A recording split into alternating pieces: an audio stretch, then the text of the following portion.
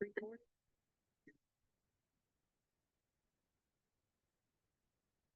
Dozen community. Those are the green. The communities in green are the ones that are participating, and the others have different options for, most of them have different options for how they get rid of household hazardous waste.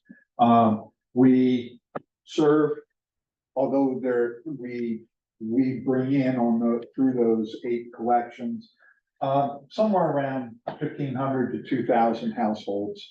And we've got this year, we've already run 7 collections, and we've got another one coming up in Tamworth on the 7th of October. And households or taxpayers from residential taxpayers from any of those green communities can, the town's already paid for them to bring in 10 gallons or 50 pounds of HHW. And in each of those collections, the vendor takes away somewhere between 53 and 78,000 pounds of waste, 25, 30 tons or 35 tons of waste each year. And this is only a small fraction of the number of households in our region. And that's been in the last 5 years. Since 2019, the cost of that disposal has been about $100,000 for the disposal end of it. This is what the lineup looked like this year in Laconia. We had about 4 lanes at 8:15 in the morning, pouring off, and these are some of the wastes that get hauled away. Well, that's not exclusive to universal waste. That could be household. Yeah, this is our household hazardous waste collection. Well, it has in the past. That's our next slide. Working under the state lamps contract.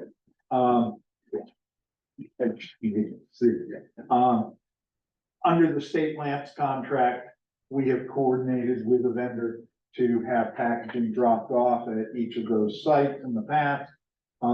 And then local folks have collected light bulbs, batteries, ballasts, and thermostats, that sort of thing.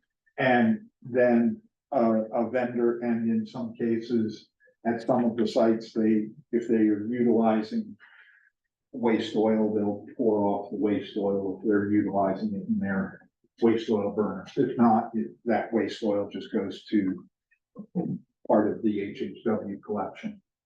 And so it's local workers who are helping with that collection.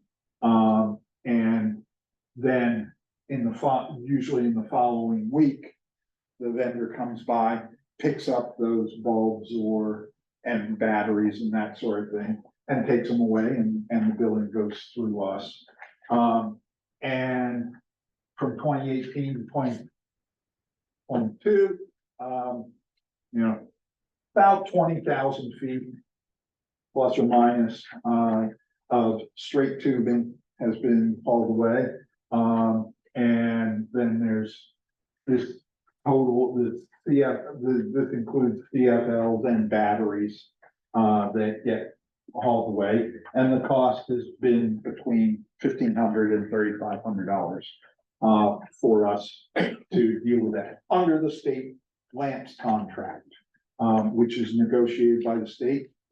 That contract is, my understanding is it's available to any municipality to utilize, and I believe schools can utilize it, take advantage of it, and we've been utilizing it for past 25 years. And the contract is awarded every couple of years by the state to a vendor. And we were we've been considering, there are some pros and cons to doing this. Sometimes it takes a lot of time and manpower to unload and deal with that sort of thing. So there have been some considerations of phasing this out. And some people have pointed out, well, hey, some of the towns are already collecting this throughout the year. Why do you need to do a separate program? So it was dropped from this year's contract this year, because of some changes in service, that they wouldn't be provided by the vendor to us this year. And so we decided that we'll make the clean break, we'll make the break now and not do universal waste in this year's collection. And have the discussion with communities and whatnot about how to deal with universal waste moving forward. And we're here to provide ways that we can help communities figure that out and make it as convenient as possible, but as sustainable as possible. Go on to that. But there does, as we dug into it locally, there was variation on how different communities handle universal waste. There are factors, including the rules, both state and local rules, storage capacity, staffing, training, costs, and so there doesn't seem to be one way works for everybody. So part of what we're trying to do is get some clarification on what the rules are, what the situation is in different communities, find out if there are other ideas, what the situation is with vendors in the world out there. And we need clarification on that. So, and Matt's got a few more details, and then I guess we can we can address questions anywhere. If you got a question, speak up. If you have a question, we'll answer it. I had a question about the state contracts. Yep. We're not dealing with that right now. Yep. But we're looking into it. Good. And one of the questions that arose was, to get the $50 minimum fee charged to you, do you have to actually have like 480 or 500 feet of fluorescent bulbs to get that $50 minimum? Does anybody know that? Somebody would know that. We've always been way above any minimums because of what we're doing in our one day collections. Joel, I'm sure, will be able to address that. Yeah. Joel is with NLR, and currently you guys are servicing the contract, Yep, the state true. contract. The contract, as Dave said earlier, we do a lot of schools and kind of significant collections. We found out when we went into these outlying areas, we weren't hitting the numbers that warranted. It wasn't feasible for us to do that, especially everything's wrapped into it. Transportation's wrapped into it, packaging's wrapped into it. So we initiated a $50 minimum. And if you have, I believe the state contract is 6 cents per linear foot. Right. You need to have X amount to exceed that $50. You need to have X amount. You need whatever that 6 cents would equal on the linear feet to exceed the $50 to not have that minimum. You would exceed the minimum. So if we had 200 feet, we could pay the $50 minimum, and you would come make a milk run and pick up 200 feet, 6 cents a foot. I mean, at $50. Correct. If we reached a point where we had 500 feet, then it would be 6 cents, That's correct. but you would hold us to the $50 minimum. Oh, yeah, yeah. And actually, later on in the talk, we have another method of moving those and taking care of it through FedEx, and that I'll speak to a little bit later on. Great, thank you. Sure. So bringing us back to just strictly the universal waste, so why are we discussing it today? Through some research in the last couple months, we've had some HHW coordinator meetings where we've discussed, how many communities don't have an outlet for universal waste. So because of that, I've done some research, and we've called operators to have interviews with them about what they accept and they don't accept, town ordinances for solid waste management, town websites. And it appears some of our communities do not have outlets for universal waste and for their residents. Residents do frequently call us. They call me, they've called Dave before, and they've asked us what are some methods that we have that we can suggest to them for managing certain materials. And I've listed some of the most popular materials that residents are trying to find ways to dispose, which would be fluorescent tubes and bulbs are definitely a popular item, mercury containing devices, and then sometimes batteries as well. Mainly on the batteries, it's car batteries that they'll ask about, but transfer stations as well ask about rechargeable battery disposal. And then with us no longer accepting universal waste at the HHW collection, we found that some of those communities now no longer have an outlet because of the HHW collection no longer accepting it. So here's some of the statistics that we found in the Lakes region. So out of our 30 communities that we serve, 73% of them do not accept mercury containing devices or have an outlet for their resident.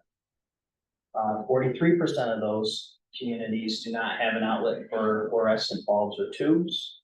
40% with rechargeable batteries, and I've listed what we're talking about with rechargeable batteries: nickel cadmium, nickel metal hydrate, lithium ion batteries. And then some statistical information about communities that participate in the HHW collection. 50% of those communities do not have an outlet for fluorescent bulbs and tubes, and 75% for mercury containing devices. So this is why we wanted to bring this to your attention. We wanted to talk about, as a posing question, what should we do moving forward for universal waste management for our Lakes region communities? And that's kind of the question I want you to think about while you're listening to our guest speakers talk, when you hear regulations, questions for us. And I think part of it is, yes, there were a couple of factors that led us to drop it from our collection this year, our HHW collection this year. But then is a once a year collection enough for communities in the region? Is it enough for your communities to have a once a year collection of those things? That I know that there are some communities that work with these guys to have it picked up on a regular basis throughout the year. To me, there seems to be some convenience there. I don't know what the labor and storage costs associated with that is. And so we've got a small group of people here, but I think that this can expand and this dialogue can expand. Do we know the why behind that? Do we know the why behind it? Personnel costs, or is it liability concerns? Well, that's part of, we have had some conversations. I'll be interested to find out from obviously these four, but also, we have heard, we've heard permitting, storage, staffing, and I haven't heard directly the cost associated with it. or the cost of disposal. I haven't heard that specifically, but when we do it in the HHW collection, yes, it's a shared cost. It's minuscule compared to the rest of our collection. So, and there are some reasons why we have stepped away from it. But we want to put it out there and find out, as I guess you're trying. Two things, there's a comment and question. First question would be, when you're found those statistics of 43% of communities don't accept fluorescent tubes. I know you guys don't right now, right? I know you do, but, Or we don't. you don't. So we've got, Your batteries- Freedom and we've got Freedom, New Hampton. New Hampton, you're, Freedom. okay, okay. And I'm pretty confident that all of our customers know that we take all of that, so, I think some of the towns maybe is just, we haven't taken it before and, don't fix the wheel type deal, maybe they don't know about it. There's definitely a cost to it, I know, like with you guys, you know how we do it. Yeah. Fluorescent light bulb batteries and whatnot, they have to move once a year. Well, really all of it does under this circumstance, but with your electronics, you're gonna have quantity to take every time. I think both of your towns know, like when I go in there, I offer you the pails and whatnot and the labels, and I'll go through the buckets. If you only have 2 lithium batteries, I'll say, well, for the cost circumstance, this time we can wait, 2 months till the next pickup. But you have a full thing of 9 gallons like that. So we try to help with that when we can, to keep the costs in the storage flowing, so that they don't have to sit on a huge amount for a bulk order all the time. We can take it as we go and train stuff sort of add together. So that's how we like to try to help and service our customers. We're very proactive in that. And I hope that you guys enjoy that so far. I think it's great, very Yeah. convenient. Yeah. It's It done. keeps you empty and keeps your The storage storage, is a problem. free and stuff like that. That's what we try to do. So, yeah, I mean, I guess. We should, yeah, I'm a little surprised at how many don't accept all that. Yes. It's something we can certainly help with. And Matt, those numbers that you got for that was by talking with communities? Yeah, so the way that I got these numbers, interviewed with solid waste operators, I would call them, talk to the operators if I could get a hold of them. Looking at the town website, so a lot of our towns mention what they do accept and what they don't accept. Looking at the material lists on the solid waste ordinances for the towns, so right on their ordinance book, they're gonna suggest what they're taking, what they're not taking. And then DES One Stop was another resource to see what they checked off on their box and their permits. So that was the way that I was able to get that information. So now we're gonna move on to guest speakers. I'm gonna introduce everybody. So our first guest speaker will be Tim Prosper from New Hampshire DES. Next up will be Joel Gordon from NLR. And then last will be Olivia Stevens and Benjamin Patrick, is that right? Patrick from North Coast Services. All right. Start off the replay.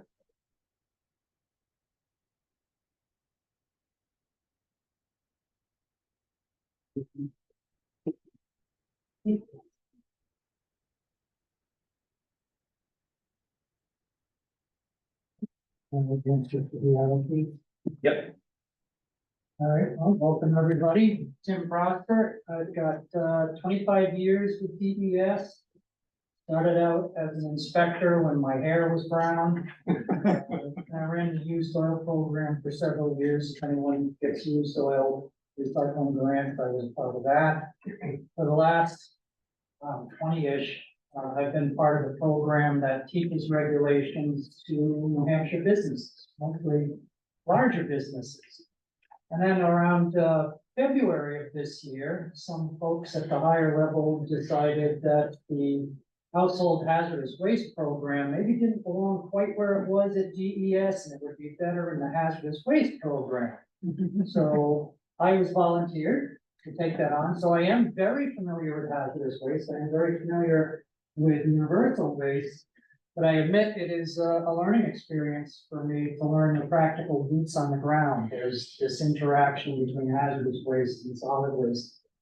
That's kind of new to me, so I'm very thankful for the information I'm getting today and other resources. But for now, we'll just talk about the rules for universal waste.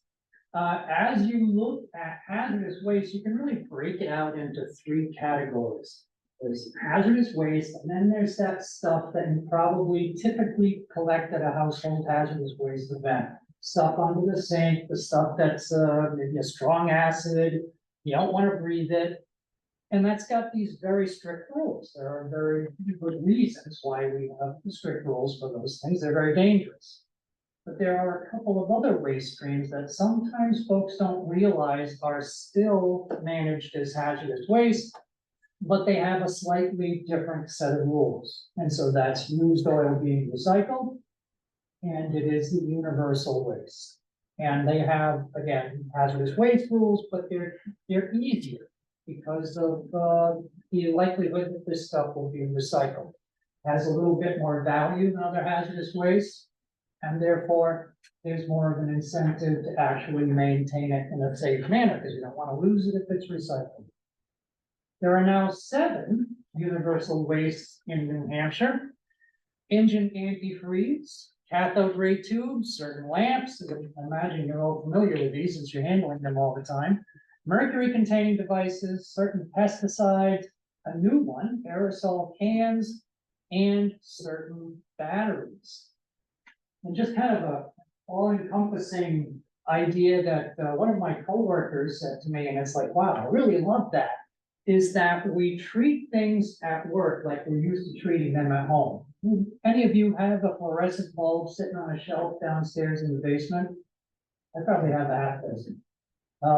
But that's not how we're treating them at work. That's not how we should be treating them at work. So we should be looking at the way we handle things at work that we're required to do in the workplace and apply that at home. But why? Why do we have all those extra rules? Yeah, question? Question, have aerosol cans actually been incorporated in New Hampshire? July of 22. Okay. Yep. Excellent. And we'll talk just a little bit about that in just a bit. But so why do we have the extra rules, let's say, for the workplace? It's mostly because of volume. You're collecting this stuff, or you aren't, but in a collection, you are getting a larger volume. You're taking it from multiple households. If there is an incident, it's going to be a bigger incident. It's going to be more difficult to deal with. So no restrictions and yeah, the potential for it. So let's start off with rules that apply regardless of which universal waste you have. One is the big one, and honestly, the universal waste rules are quite simple when you boil it down, for at least someone who's handling it. It's not a recycling. And the big one is just manage them in a way that they don't get released. That means don't break fluorescent lamps. That means don't let antifreeze get into the ground. Concepts like that. So how you go about that is really quite flexible. But the bottom line, don't let bad stuff happen. If there's a need to have a container for particular waste, make sure the container is in good condition. Keep it closed so that the wrong thing can't get out, so that the wrong thing can't get in. And make sure that those containers are in good shape. Sometimes that's a challenge, particularly at transfer facilities where we're scrounging around for a container to put things in that is the right type, perhaps. All universal waste need to be labeled or marked. There are 3 options. You can label it with the term waste followed by what it is, universal waste followed by what it is, or used followed by what it is. You don't need a fancy label. If you want to use any kind of marking, that's fine. All I care about is it's permanent and readable. So 3 possibilities, and you don't necessarily have to mark every individual item. If you have, let's say, a collection of batteries in a box, well, label the box. You obviously have to label each battery. If you're storing outside, protect it from the elements. got a nice fancy couple of bread box containers here. It doesn't have to be some kind of shelter to protect it from wind, rain, snow. Keep those things from being damaged as a result of the weather. Should the worst happen, if you do have a release, clean it up right away, right? It's pretty basic. Like, you don't really have to be told, I hope. If human health or the environment are threatened, we need to know about it. That term is intentionally left as kind of gray. We didn't want to say a specific circumstance because every situation is different. There are too many variables. So human health or the environment, if you just want some broad guidance, I'd say if a person is injured directly by the release of that universal waste, they get battery acid on them and they have to go to the hospital. Yeah, we want to know about it. Would we necessarily do anything? No, but we want to know about it. We can always say, thanks for the call. Sounds like it isn't something we have to get involved in. But if, on the other hand, you've got 3 boxes of fluorescent lamps that were run over by a skid loader, that's a little bit more meaningful to us. Again, threat to human health or the environment. In that case, potential for the environmental harm is bigger. Give us a call and do that right away. You say not to exceed 1 hour, but that's because maybe you're calling the fire company, maybe you're addressing someone who's injured. You shouldn't be playing Parcheesi for 45 minutes and say, okay, let's call DES. There are training standards for universal waste. That sounds like a bad thing, but it's really a good thing because we don't require any documentation for the training. So if we go to a facility and we see that a person is managing these things properly, we would consider them properly trained. If, on the other hand, they look confused, they're putting the wrong thing in the wrong place, then we might say, have you ever been trained? Pursue it a little bit more. No documentation requirement, in-house training is fine. We want them to know how to handle this stuff properly. We want them to know, what if you have a release? What if you spill antifreeze? What if you break a lamp? And it could be as simple as, who do you call? It could be, I get my supervisor. All right, we're okay with that. There's a 1-year limit. And we mentioned that earlier, that there has been history of certain situations where these things were collected. A vendor went around, collected from all kinds of businesses, put lamps into a warehouse and never did anything with it. They just kept accumulating and accumulating. So we're guarding against that. We want to make sure that you're not getting a really large accumulation of universal waste. Even though they may not be as threatening as some other things, they still do pose a hazard. They still do pose a risk. Now, what if you're a facility that gets 2 batteries a year or 3 lamps? I still have to ship it off every year.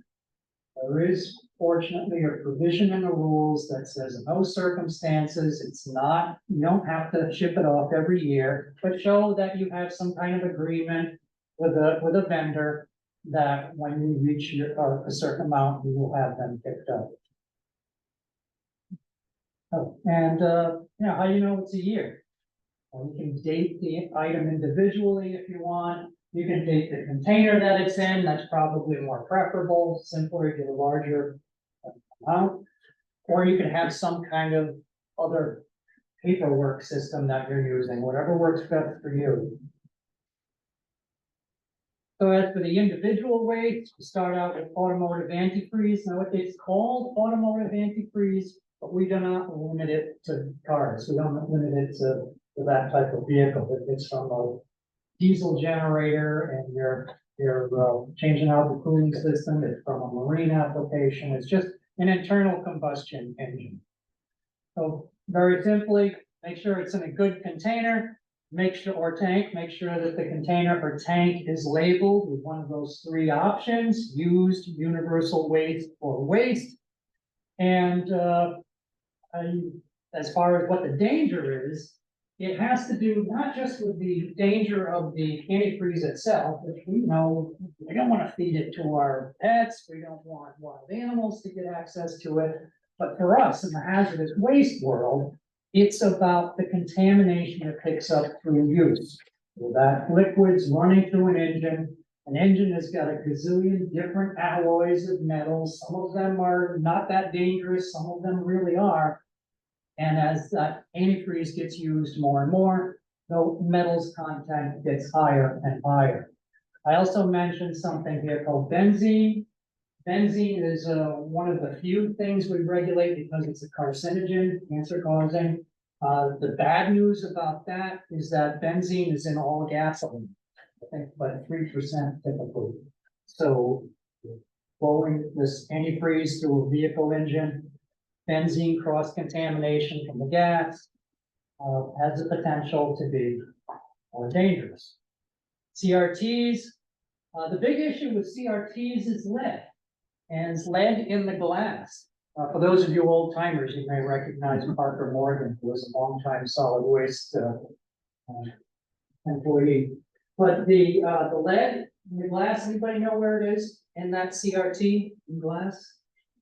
You'd think it would be in the front, right? It's gonna protect me from those harmful rays that are coming out of the TV or whatever. No. Not that I know that there's any harmful rays coming out, but it's the side, the funnel glass, they call it. And I guess it has more to do with making sure that the photons stay in this direction rather than actually some kind of protection. But there's lead in that glass. So if you break the glass, you're increasing the surface area, more lead can get out into the environment. So no intentional destruction of CRTs, please. Even if you do hate them, like Parker. Parker was too nice to me. As far as storage, you're not required to put them in a container. Some folks do.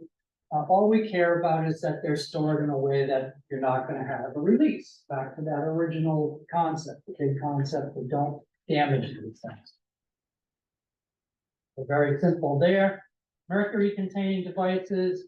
The household items are more prone to be thermometers and thermostats. I don't know, do you still see thermometers coming through? Yeah, Oh, yeah. very common, really? So, Okay. Okay, good to know. That's good. With that thermostat as well, yeah, that doesn't surprise me as much, but the thermometers. Okay. and sometimes the barometer, which doesn't fit nicely in a big barometer, but doesn't fit nicely in a 5-gallon bucket. Agreed. Yeah, antiques are always a wild card. Can you correct me if I'm wrong on this, but if it's a colored thermometer, blue or red, that's not mercury, correct? Typically it's alcohol. Yeah. Yeah, trying to think of a good one. Oh, the lighthouses. The original lighthouses that were manned by an individual had that big Fresnel lens that spun around. You know what it spun around on? Mercury. Mercury. So you wonder why there's so many ghost stories coming out of lighthouses. Well, it's probably because the operator was using it. I don't know. If you see stuff showing up, relays, switches, there are household applications, but these are really more common in industries, with the businesses bringing in stuff. And by the way, you could accept universal waste from a business, not other hazardous waste. But technically you could. I don't know that it's necessarily worth the expense. Certain pesticides, I'm obligated to mention these because pesticides are considered a universal waste. Certain of them tends to be the golden oldies, like the DDT and heptachlor, things like that, which I know you can't find. But these universal waste rules for pesticides are honestly more difficult than typical hazardous waste rules. There's additional training requirements, there are additional labeling requirements. My advice is save that stuff for a household hazardous waste event. Treat it like any other hazardous waste. But obviously, I don't think I have to tell anybody what's dangerous about it. One of the bad things about pesticides is that it's just so mobile. You can move it around without even seeing it. You can create dust. You can soak it into your skin. A lot to it. Finally, aerosol cans are our new kid on the block. The universal waste rules give you an easier way to manage them while they're on site. We don't require, I mean, I'm talking about partially full aerosol cans, not the empties. The empties can still be treated as scrap metal, as you have in the past, if you collect them, if they're truly empty. But in the past, if they were partially full, we would say, it's probably hazardous. You're required to know whether it is or not, and then household hazardous waste event. But now, if they're partially full, you're allowed to store them under the same controls as other universal waste. 1 year limit, good container. One extra thing that's added on here, let's see. That's an important one, is protected from sources of heat, which doesn't surprise you, right? You can't, or you don't want to put an aerosol can, whether it's product or waste, in the sun, 120 degrees, problems happen. Well, it's the same if it's partially full, maybe even worse, who knows? If you accept these, some people will puncture them. I don't think it's probably very common for transfer stations, but in industry, sometimes they generate so many of these, it's like, oh, we just want to get the scrap metal and we'll treat the liquid separately. If you do have a puncturing operation, it gets a little bit more strict, not that difficult, but a little bit more strict, because we want to make sure that the puncturing system is appropriate and safe and professional, not a homemade deal. I put this next slide in here, just, it's that same picture.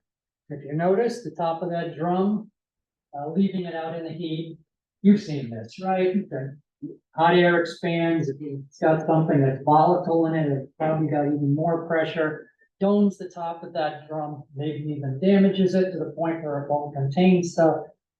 So, hence, keep it away from sources of heat. Yeah. On the aerosols again, empty, is that the REPA rule, less than 3% of the product left in it?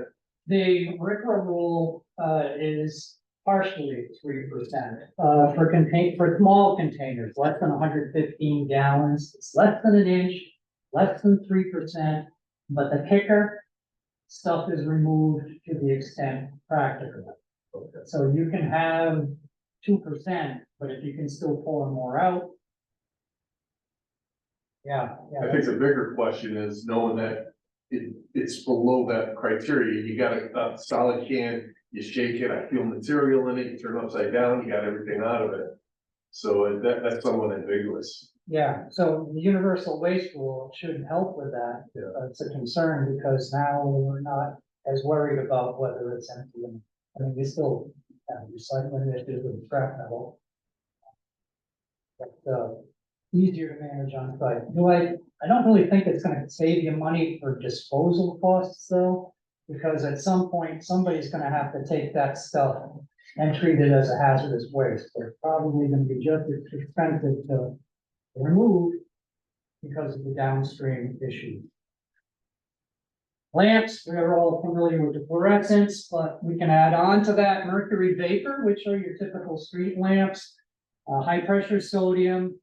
I know this from industrial buildings where you turn on the switch, it takes a while for them to get up to temp and the right wavelength. HID, and actually I'll add on neon. Most neon lamps have mercury in them as well. In fact, this is a Google piece of information, so take it for what it's worth. But I believe that the red lamps are the only ones that are truly just neon. Any others have mercury in them as well. And one of the interesting things about them as well is that they're not typically made by an Osram Sylvania or a GE. They're probably a smaller operation, and therefore the amount of mercury that's in it potentially could be a lot, could be a little, depending on how sophisticated the operation is. So anyway, we'll add that on there. Now, the biggest point to keep in mind, the most critical one is don't damage them. I mean, it happens, right? These things come in broken, they get broken accidentally, but treat them in a way that they aren't going to break, because once they're broken, that's the potential for the mercury to get out. Is it a ton of mercury? No, it's a small amount, but none of it is good. That's for recycling, recovering. From a rule keeping perspective, the most important thing I want you to know is that lamps belong in a closed container. That can be an original cardboard box that product came in. It can be in one of these beautiful shipping containers that a vendor may supply to you. But closed containers, that's probably our most common violation that we see. For good understanding, it's just such an easy thing to do. You treat it at work like you do at home. Should be the other way around. Labeling, a good label on here. So this is happens to be a fancy adhesive one, but it doesn't have to. I would advise making sure that those containers are available up front, because what happens is that in a heated collection, never have enough people around, lamps just start getting piled up somewhere in a corner, somewhere out of the way, hopefully. But if you've got containers up front, it's available, you can handle the stuff that comes in. Sometimes, I don't know, you might have to make your own boxes from others. I hate to suggest that, but I don't know that you'd see containers specifically designed to handle a 4-foot lamp unless you've already obtained it from a vendor that's gonna recycle it. But there are options, and it's a good thing to have up front. So you can have them all in boxes, but there's still the issue, remember, of manage them in a way that the stuff won't be released. Batteries, we have regulations for the NiCad batteries, lithium cells, lead acid batteries, and the button cells. Now the trick with these, well, for lead acid batteries, what do you think the hazard is there? Yes. I know, it's too simple. This is a trick question. No, but for the other batteries, which are typically the rechargeable, sometimes not the lithium, but the issue is metals. And some of the metals that are used in these things are regulated by us. Cadmium is regulated by us, lithium is regulated by us, silver in some of the button cells, mercury in some of the button cells. Are all an issue for us. Now, all our rules say on managing these things as far as packaging is to manage them in a way that they don't create releases. And we'll interpret that so that they're not shorting out these batteries. DOT and common sense provide some guidance on how to do that. One is to put them individually in plastic bags. One is to tape the terminals. One is to stack them in a package in a way that they can't contact any other metal or each other, and therefore not cause a fire or worse. Maybe you folks talk about proper packaging, what you like to see, so that's probably going to be some really useful information. Boots on the ground, so to speak. The best pictures are always the ones with the worst stuff, isn't it? The uglier it is, the more we like it. But this is how not to store lead acid batteries. What happens when you store them like this? First off, there's an issue with too many not taken care of. Probably a staffing issue. But second, we've got them stacked on top of each other, all at different angles. Some of those batteries will leak the acid out just from the top of the caps. But what happens when you get a battery on top of a battery on top of a battery on top of a battery, and the one down here has posts sticking up? The concern there, properly storing these things in a way that you're not going to end up damaging them is a trick. Oh, sorry.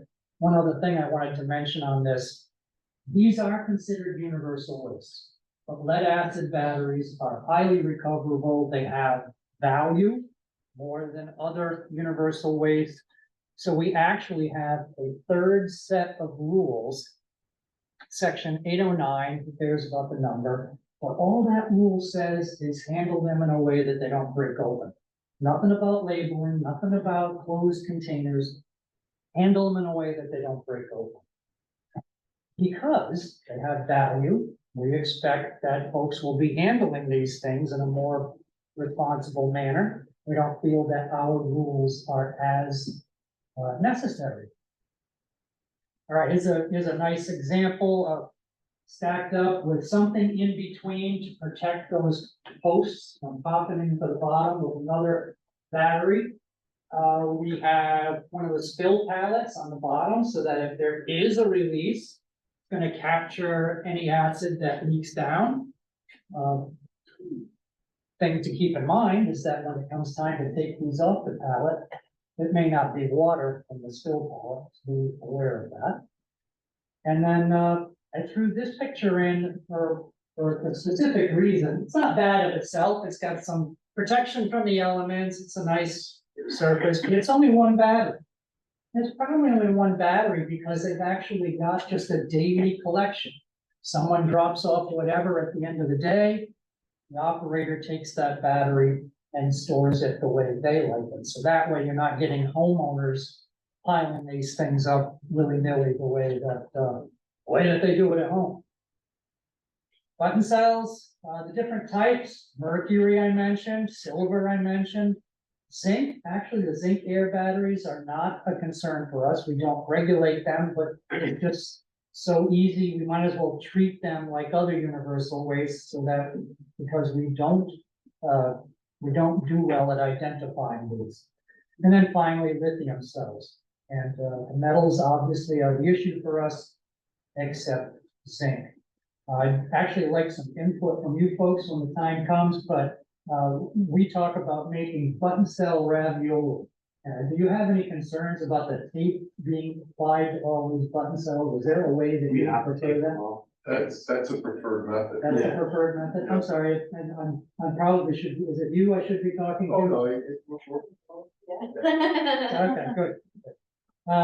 We make the ravioli, so just for handling purposes, you're laying them all out on a piece of tape, fold it over, you got both terminals covered.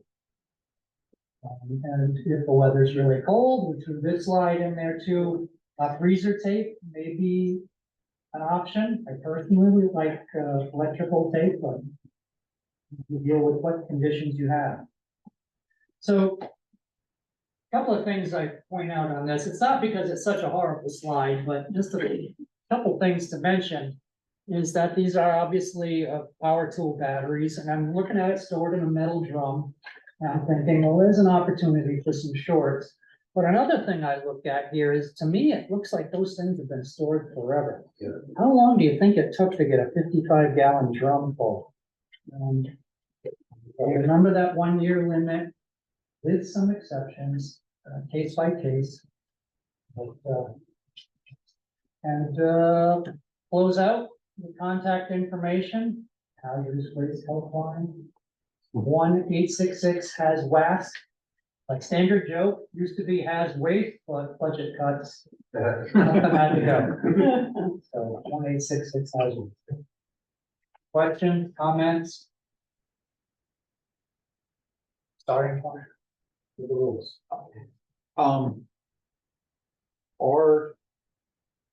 Are communities required to collect universal waste? No, nothing in our. So this stuff really could just go in the municipal waste?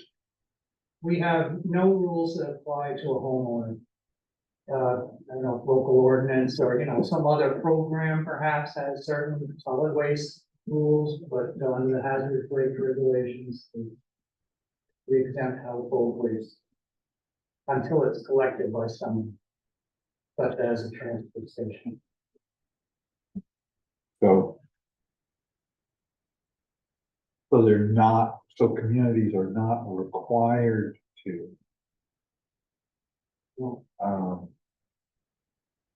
Presumably, I would presume if fluorescent tubes are ending up in your solid waste stream, Yeah, I know. might the hauler. Yeah, and I know, Dave, that the solid waste rules do address mercury as something that can't be disposed of, must be recycled. But again, our hazardous waste rules don't apply to the household. But if the community's not collecting it, collecting light bulbs, that fluorescent tubes. They're not collecting them. Home Depot and Lowe's don't take those. They only take the curly keys. Used to. Yeah. Yeah. I mean, Aubuchon used to take them, there was some penalty money.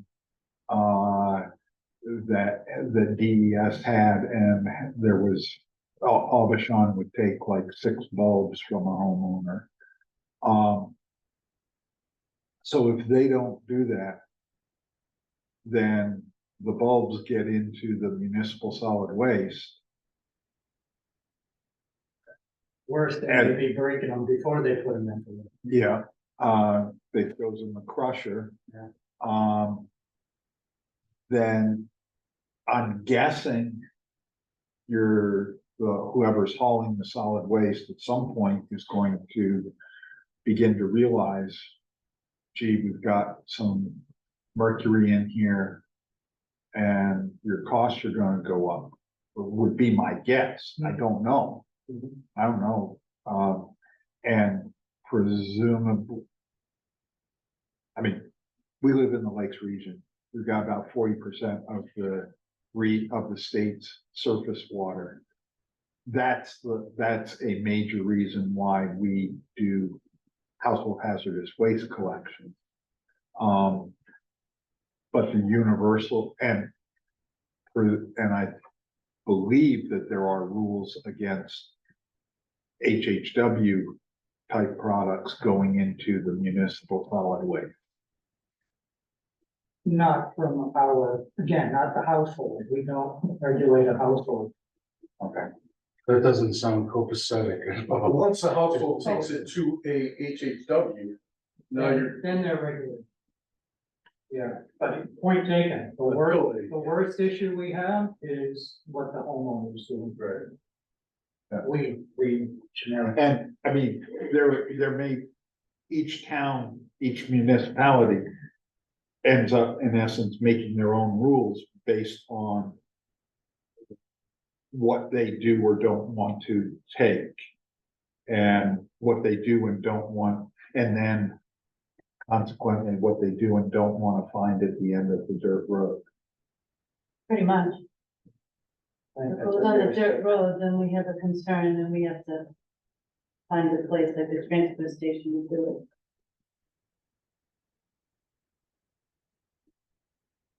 I'm just trying to You'll get. get at Some why. factors, but I think generally people understand, especially if you have signage, which most of you all do at the transfer station of what hazardous your universal waste is and stuff like that. That's The most people will ask, I mean, I'm sure you get a few bad actors that will, crush up their balls and throw in a black bag and into a hopper. I don't think it's 80%. If you were seeing 80% of people doing that, you would hear from Casella or Waste Management, whichever end destination landfill that is, relatively quickly that you have a problem.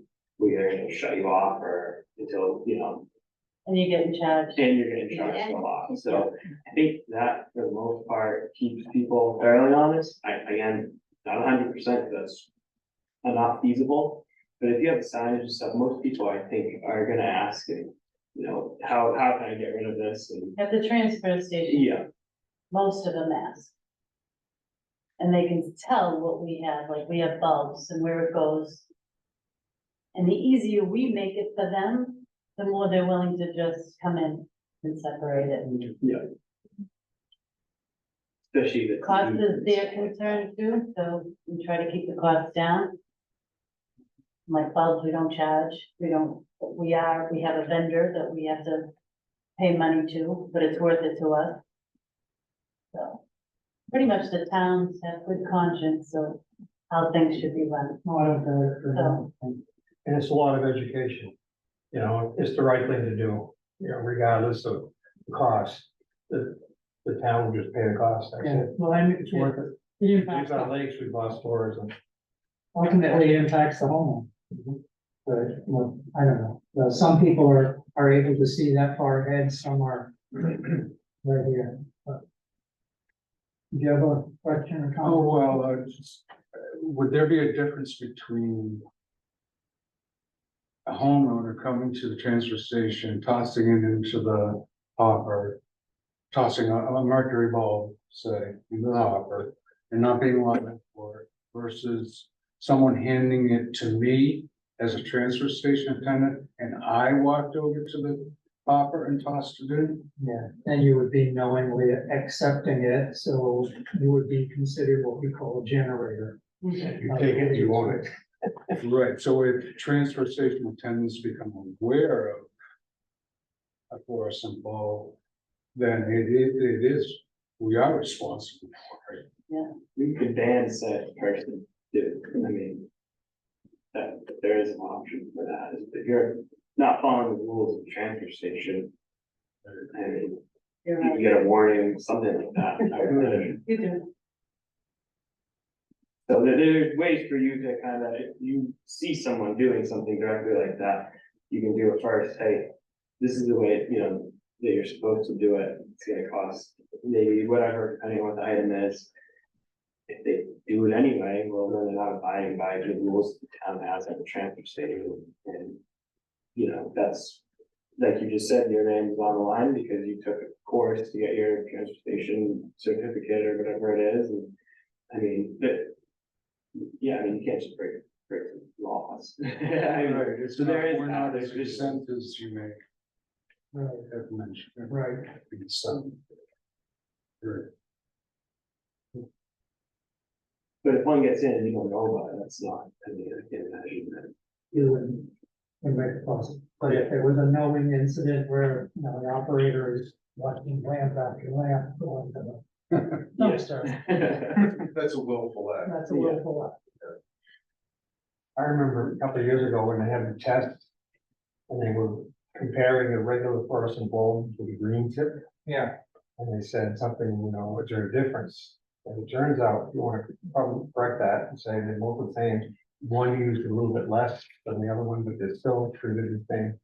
Yeah, technically, because of those tests, they showed that the green tip lamps don't fail on the test. They don't have as much mercury that leaches out, is what it comes down to. But because the solid waste rules say that you can't throw mercury into a landfill, they get treated the same way, recycled.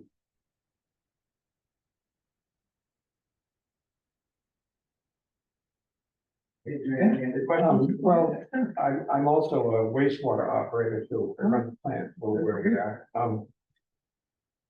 One of the big issues we come across now is the PFOA system, and we're getting a lot of that from, carpet cleaning. We have a school, New Hampton school where we are, and they do a lot of cleaning, and now it's getting into our water.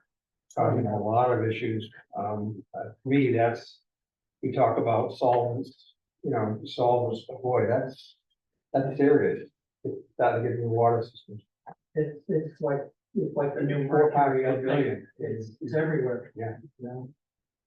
Yeah, PFOA, I mean, I guess there, you know, folks even that work for me that are looking for alternatives that are less likely to have the perfluorinated, whatever it is. But finding products that don't even is challenging. But double-edged sword, no matter what you do, the more good stuff you got, the more damaging it seems to be.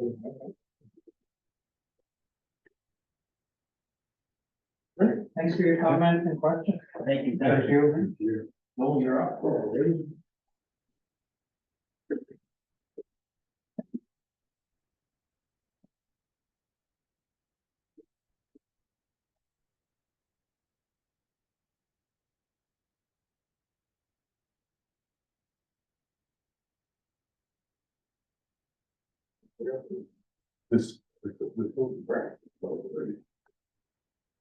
Thanks everyone for allowing me to have a few minutes of your time.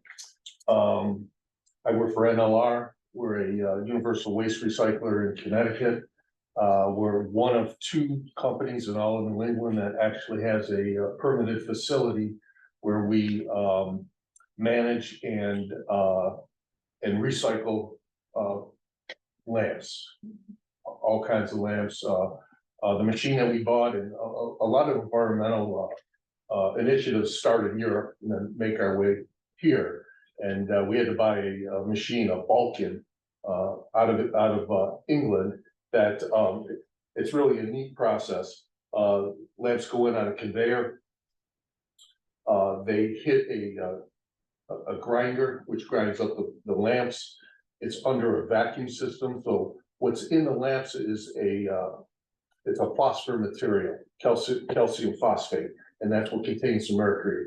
So this vacuum system vacuums out the calcium phosphate, which goes into a 55-gallon drum. The crushed glass goes to a further crusher, and we recycle the glass for landfill cover. It's approved in the state of Mass for landfill cover. The calcium phosphate, we own a facility down in Tennessee, and it's called a retort, which is an incinerator, and we burn the mercury, and we're able to get it back to its elemental form, and then that goes out for recycling, and the end caps go into a hopper and goes in for scrap metal. So 100% of that lamp gets recycled.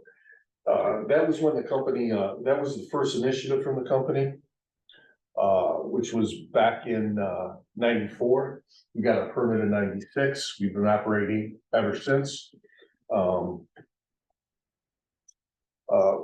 Our actual facility is a volume reduction facility, recycling facility in a sense. So we own, or we have permits from the state of Connecticut and the federal government.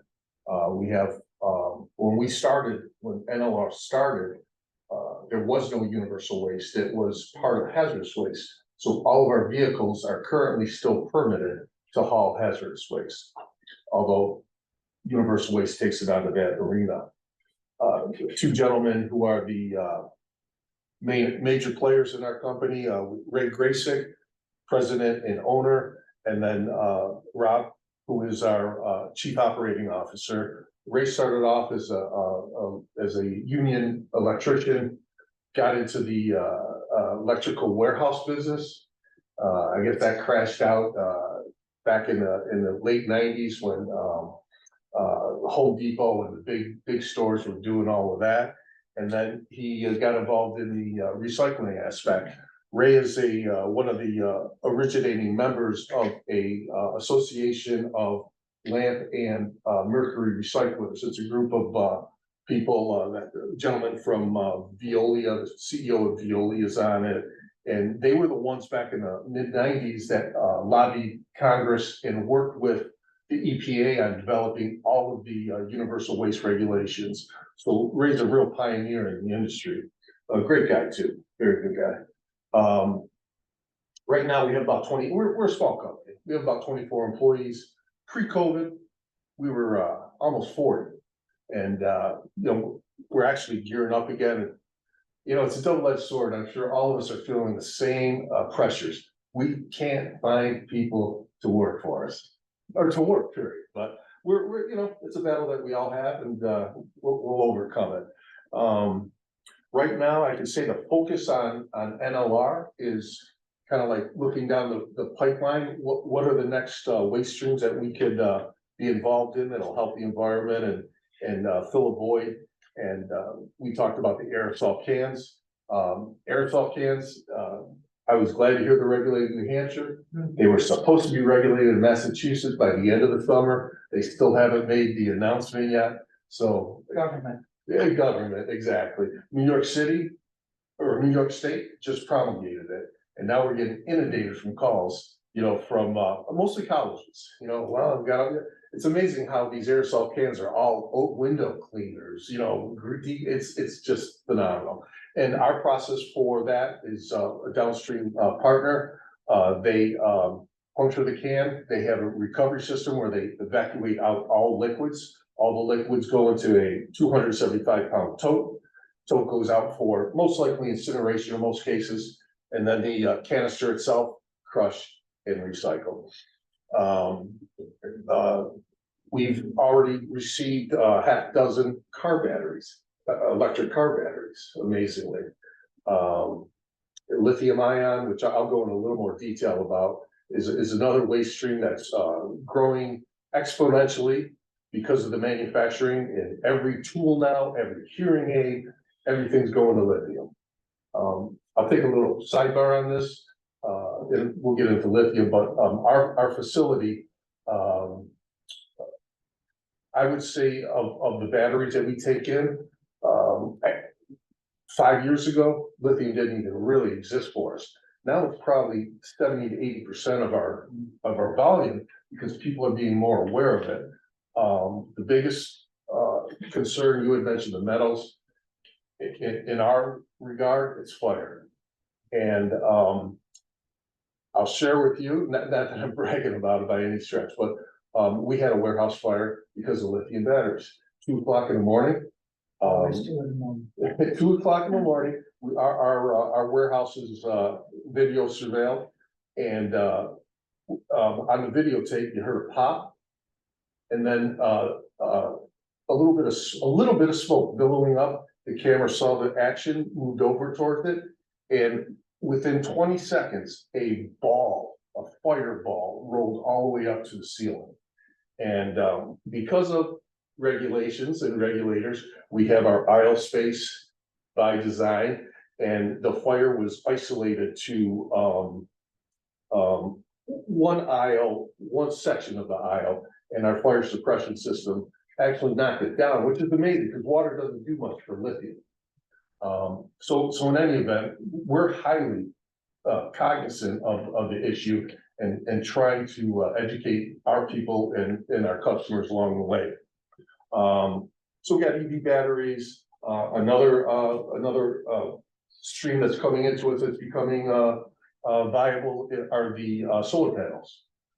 Solar panels started going up on roofs about 25 years ago. They're now reaching their life expectancy, and they're retrofitting. And our solar panel system, again, downstream partner, 100% recyclable. That's a really nice operation, but it's in Phoenix, it's in Arizona. So there's everything's cost related in that regard. Joel, do you know what the solar panels, do you know what they're reused for at all? They remake the solar panels out. Yeah, if they get a solar panel that's decent, they could just clean it up and redo it. And when it's not, and those are the ones that we basically handle, the ones that are totally shot, they demanufacture. They take the metal frames off them. There's a material in there called black mass, and that's the material that they recycle, basically. We handle all kinds of batteries, chemistries, lithium, NiCad, alkaline,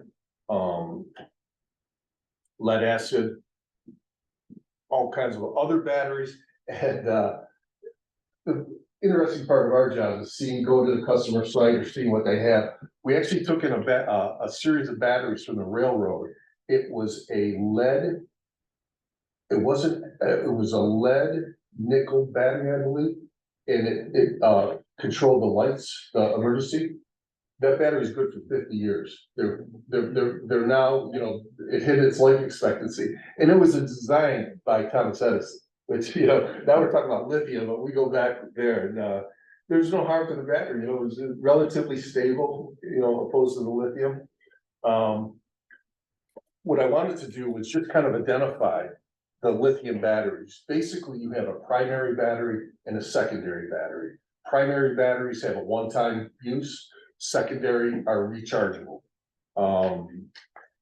The rechargeable ones or the secondary ones are the ones that are of major concern. As far as packaging of these goes, you want to take that battery, you want to put it into a bag. You want to take that bag, and we recommend a 5-gallon pail, although we have 30-gallon pails. And the reason for that is what they want to see, what the new regulations are. This lithium battery's got to go into a bag. It's got to go into the 5-gallon pail, and then you got to put in an inert material, whether it's sand. What we found is vermiculite, because it's light. You're paying by the weight, so you don't want sand. It's heavy, although it serves a purpose. We recommend vermiculite, and then if it's some damaged batteries, all that packaging cannot exceed 66 pounds. I think the actual is they do it in kilograms, which is I believe it was 30, yeah, it's 30 kilograms, which equals 66 pounds. So the 5-gallon pail with the batteries, with the vermiculite, should not exceed 66 pounds. If they're primaries, whether they're buttons, which we insulate, as we said, a roll of tape, stick them down and then put another roll of tape over it. You can go up to about 450 pounds. So that would be a 30-gallon pail. And the whole idea of it is you limit the weight so that the batteries on the bottom aren't being crushed by the top. So that's the whole, once they're crushed, then the chemistry within the lithium reacts with one another, and then you have the incident of fire. I'm gonna digress for a minute. Tim had said you don't have to have fancy labels. I don't know if our labels are fancy, but when we get an order to pick up, we generate our label. And the one thing that's very important, the accumulation date, start date. So that's all on the label. And then we generate our own manifest that we will provide to the client. And this way, he has the expertise of NLR, making sure the paperwork's correct, the labeling's correct, and you stay compliant so that Tim doesn't have an issue with you. I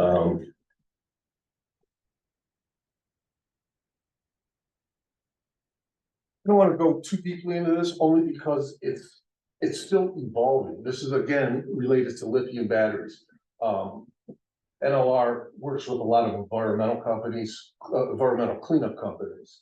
And in New York City, the company that cleaned up, and it was tragic, the fire that occurred in the bike shop, it was an e-bike shop in New York City, and 4 people living in an apartment up above were killed by the fire. We received 800 drums of lithium batteries. And the city of New York wouldn't allow, well, as with environmental rules, what the government, what the federal government puts out is the minimum. Any state can go above them. So the city of New York now is requiring all different packaging of lithium batteries. So what I may tell you right now today might not be in effect a month from now. So, but we stay abreast of it and we try to keep up. And you know, when we deal with people in New Hampshire, it's different than dealing with people in New York. Aerosols are an example. They're regulated in New York. They're not in Massachusetts. They're not in Connecticut. So you have to sort of target that to the audience. This is just an illustration of the packaging that goes for any lithium battery.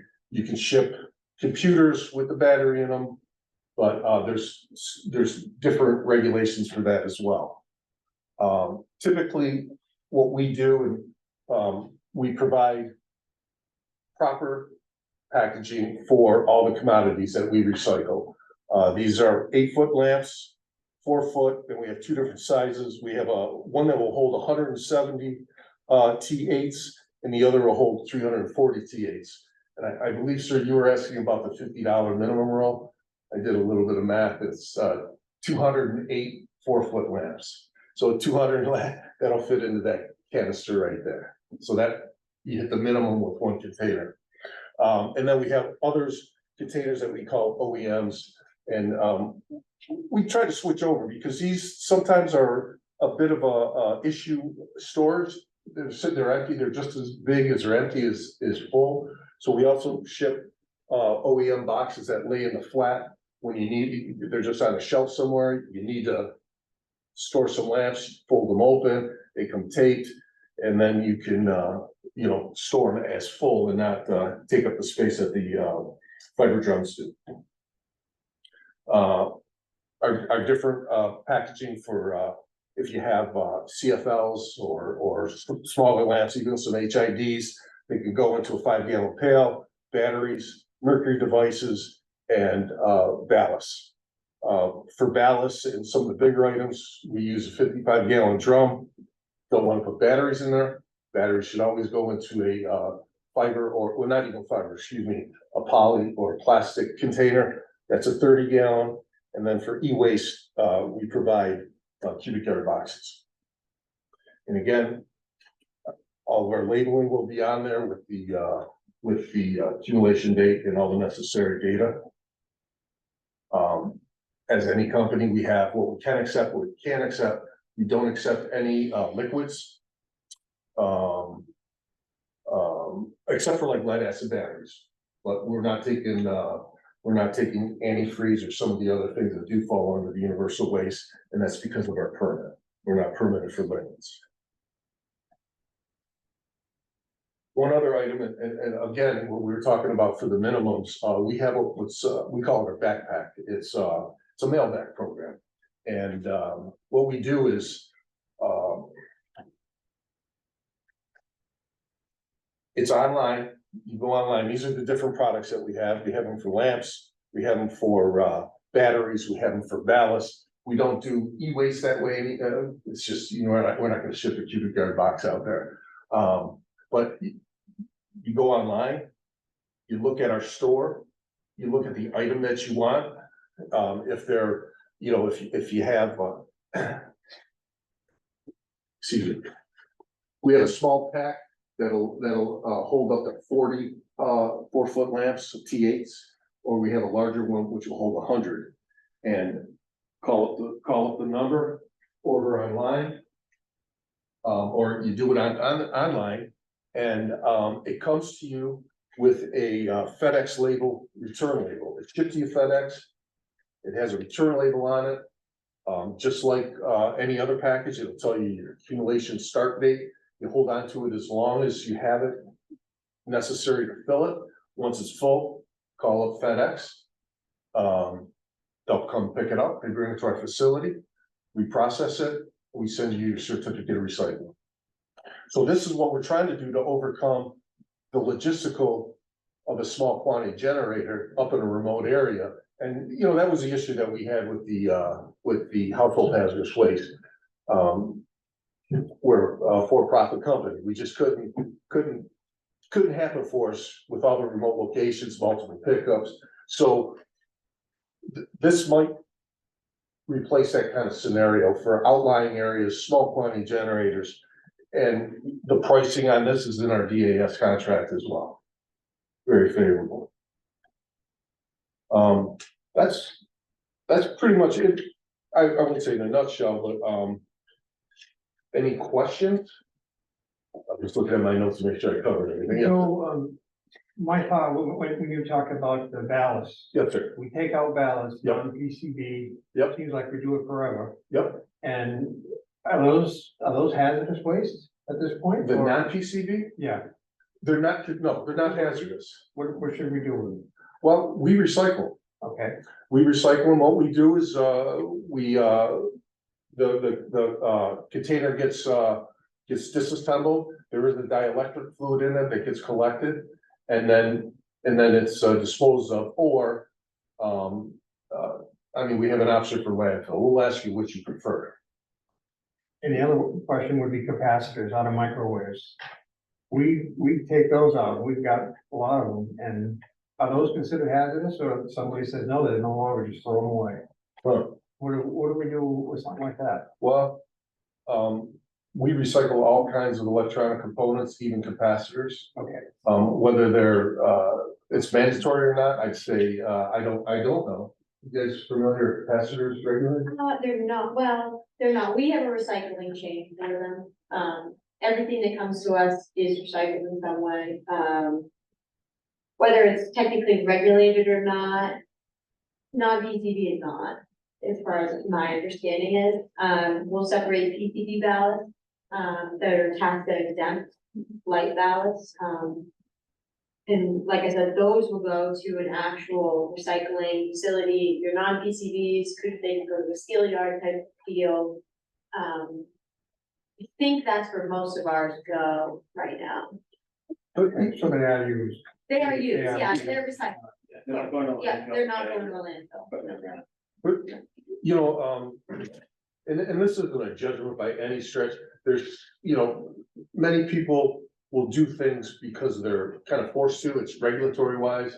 Other people may do things because it's the right way to do it. Are LEDs, mandatory to be recycled? No, they're not, but we do recycle. There are hazardous components within it, and there are recyclable units within it. So even though they're not, although New York State just rolled them into, universal waste LEDs. Yeah, yeah. So, in any event, we recycle LEDs as well. Not required, not mandatory, but, and we're getting a fair amount of them. Very fair amount. Just one more quick thing on the contract. NLR, was awarded the, universal waste contract for the state of New Hampshire, a few years ago. I think it was 2001. It's a 3-year contract. We'll hold it until, November of, 2024. There's 2 1-year extensions to it. Whether we go, you know, whether it happens or not, but I can. Yeah, I have a question about that. What does that contract entail? Is it just for us light bulbs or is it all universal? Well, for us particularly, it's, lamps, batteries, ballasts, mercury devices. That's our contract. And that's for the universal waste. That's it. Yes, it was universal waste. Yeah. So, any questions? Yeah. You mentioned briefly the packaging. Yes, sir. That it's you order the packaging that you need. Yep. You pack it up and then call up UPS. FedEx. Yes, sir. And the cost of the shipping. Yep. It's a one price, it's a one price exchange. When you order it, you're paying for the delivery of the package to you. You're paying for the materials that are gonna be recycled, and the cost is also to return it back to us. And I'll give you an example of if you ordered a large light lamp kit through our backpack program for the state, it's $49. $50 minimum, you gotta cover it there. So. I mean, it's in the DAS contract, if you wanna review that, if you'd like to copy yourself, I'm happy to. Yeah, we have the contract. Okay. And Yeah, so, that was one, kind of fortunate, part of it was, we did have the backpack in the contract, so it's, to me, it's a no-brainer. You know, it's, you order when you need it, you get it when you want it, and you get rid of it whenever you want, all on your own, accord in a one upfront price, so. Any other questions? Just, I left some brochures back there, if you wanna, if you need to reach out. Do you know, Joel, what you recover from the, Alice, sorry, so, lost the word. Is it, precious metal recovery or? No, it's just crap. Maybe it's the case, it's the dielectric fluid in it has no other use, so, and I'm surprised, I don't know about you guys, but we still get PCB ballast. We still do, and not as much, but. Similar, when you think about non-PCB ballast, to the same reason that's why we recycle printers. You gotta take the ink out of it, which isn't necessarily hazardous, but then, yeah, theoretically, you could throw the ink or the printer right in the hopper.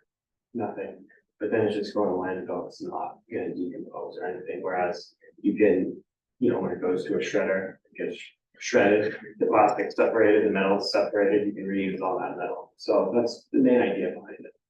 The thing that surprised me again is they have not put PCBs in ballast since 1979. That's when they were prohibited. And we still don't. So he's doing a lamp job and they come across a 40-year-old ballast that's still in service. So. Stuff was great. Yeah, and as I said, there's so many other You know, lamps, when Ray started the company and he was dealing with fluorescence, he thought that was gonna carry him to retirement. Well, there's no more fluorescence, really, you know, everything's being replaced by LEDs. So what's the next avenue we can, assist with, and that's what we're looking towards. Again, it's the aerosols, it's gonna be the EV batteries and all kinds of different chemistries with batteries. We're still getting, when we were doing it, the last 5 years, we've averaged about 20,000 feet of bulb, of fluorescent bulbs, Yeah. in our 8 collections. So they're still out there. Oh, they're out there. They're out there. I got some in my kitchen still, so I was guilty as everything. Thank you very much for your time. I really appreciate it. Go ahead. So we'll keep this quick. I mean, we kind of all touched on the main issues, batteries, the big thing. A little bit about ourselves. We're siblings. Our father opened North Coast Services about 14 years ago with a business partner. We mainly service New Hampshire, Maine, a little bit of Vermont, a good portion of Massachusetts, and we touch a little bit of New York as well. That being said, we're a small family business. It's boots on the ground every day for most of us. Ben has taken on a lot of our sales in New Hampshire. He also is a tractor trailer driver for us, which means that he can service his customers every time he's there. He can ensure satisfaction at every pickup, which is the name of our game. It's the only way we can stay in business is being there first, making sure our service is good and our customers are satisfied. I kind of come into play in the safety for our warehouse here in Concord. I'm also in charge of our 2 smaller consolidation points in Maine, safety wise. And then we've started to become e-stewards, which I'm not sure if you guys are familiar with the 2 electronics waste recycling standards. There's 2 of them right now. E-stewards is one more geared towards downstream transparency, and R2 is the one geared towards reuse for purpose. Name of our game is transfer stations, mostly. Not much you can reuse, we're end of life recycling. E-stewards really it's given us a basis, the groundwork of paperwork that we had already done the system of, we pick and choose who our vendors are. It's important to us to make sure that, sea containers aren't being loaded and shipped out. We're gonna make sure that we can use US companies, our shredders are local. That kind of thing is very important to North Coast. I'd say that handling the universal waste, TVs are also a big name of our game.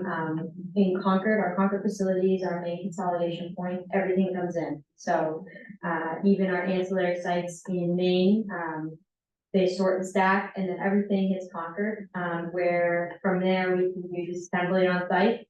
And then shredding, outbound shredding, end of life recycling. So that's what we'll do, when we receive the product from you and it hits our warehouse floor and all gets separated based on what it is, printers, computer towers, which take apart in-house, so we can, separate all the valuable bits that are inside of them. The green board, there's 3 or 4 different types of valuable green board that are all worth different things, so that'll all get separated as it gets taken apart, sort of similar with the cathode array tubes. You have to handle them, cautiously. So, the bulb is what we call it, the bulb of the TV is put into a Gaylord. They can't be broken for obvious reasons. And that'll happen at the shredder where we'll send it to. And we'll send it, we have 2 different approved shredders through the storage system. None of that is going overseas, and we are absolute guarantee on that. So, but then the copper yolks gets recycled, the degaussing wire behind the back of the TV gets recycled. There's a small amount of low-grade green board in a TV that gets recycled. I mean, in our e-steward certification, even the plastic has to be monitored as to where that goes, because it's not a very high grade plastic. In fact, there's almost no market at all for it. Almost none.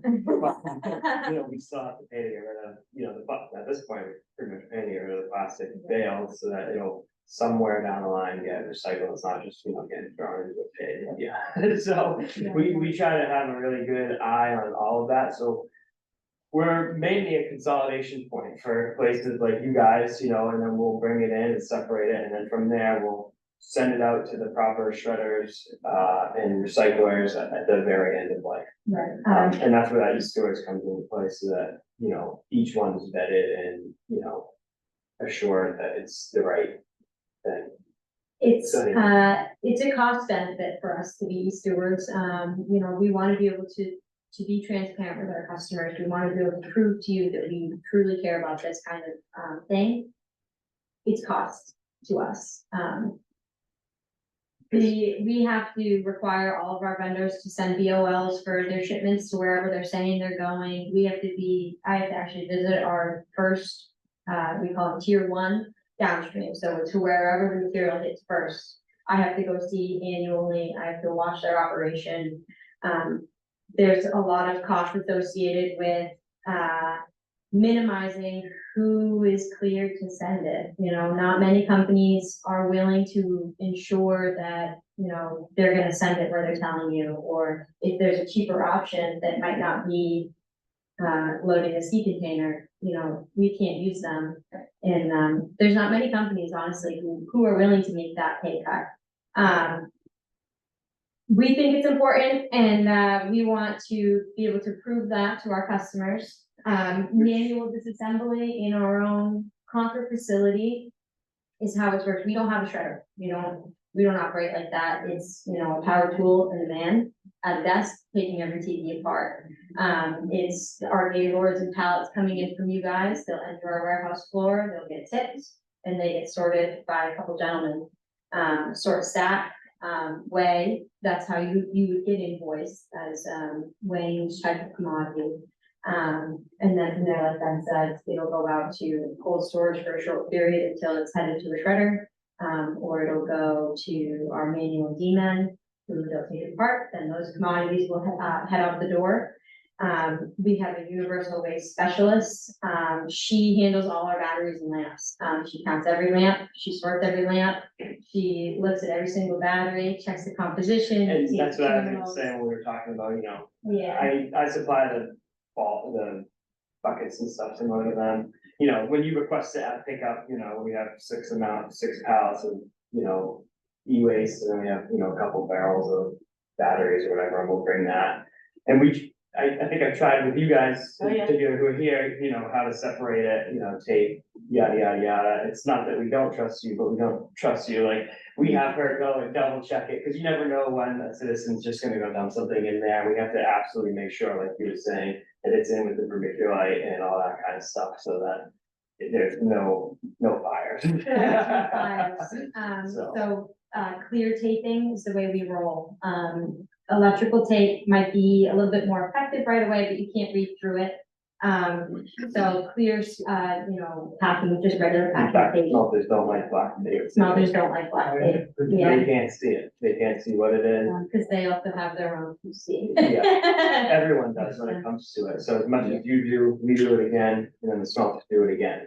Just because with lithium and nickel metal and all these different, properties, they're extremely flammable. So there has to be an extraordinary amount of care that goes into, housing it, even if it's just for a short time, like you have it, or like, well, we have it.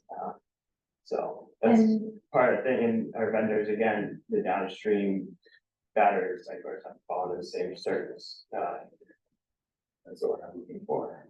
Guidelines, Guidelines, regulations yeah. that are put up by the stewards. I guess the last couple things I just want to touch on real quick. With these stewards comes an ISO 14001 certification that we have to maintain. That's environmental, health and safety, just a general industry standard. We get audited at least twice a year that we know about, and then we are surprise audited anytime for this kind of just making sure we're doing what we're actually saying we're You doing. guys do a great job. Keeps us straight. Yeah, well, it does. makes it easier. You guys will be like, oh no, you gotta do that. Yeah, and we also do security structures, right? We were briefly discussing that, we're made AAA certified. For hard drives and solid state drives, that's what falls under our certification, so, you know, paper products, you can, under the NHDES certification.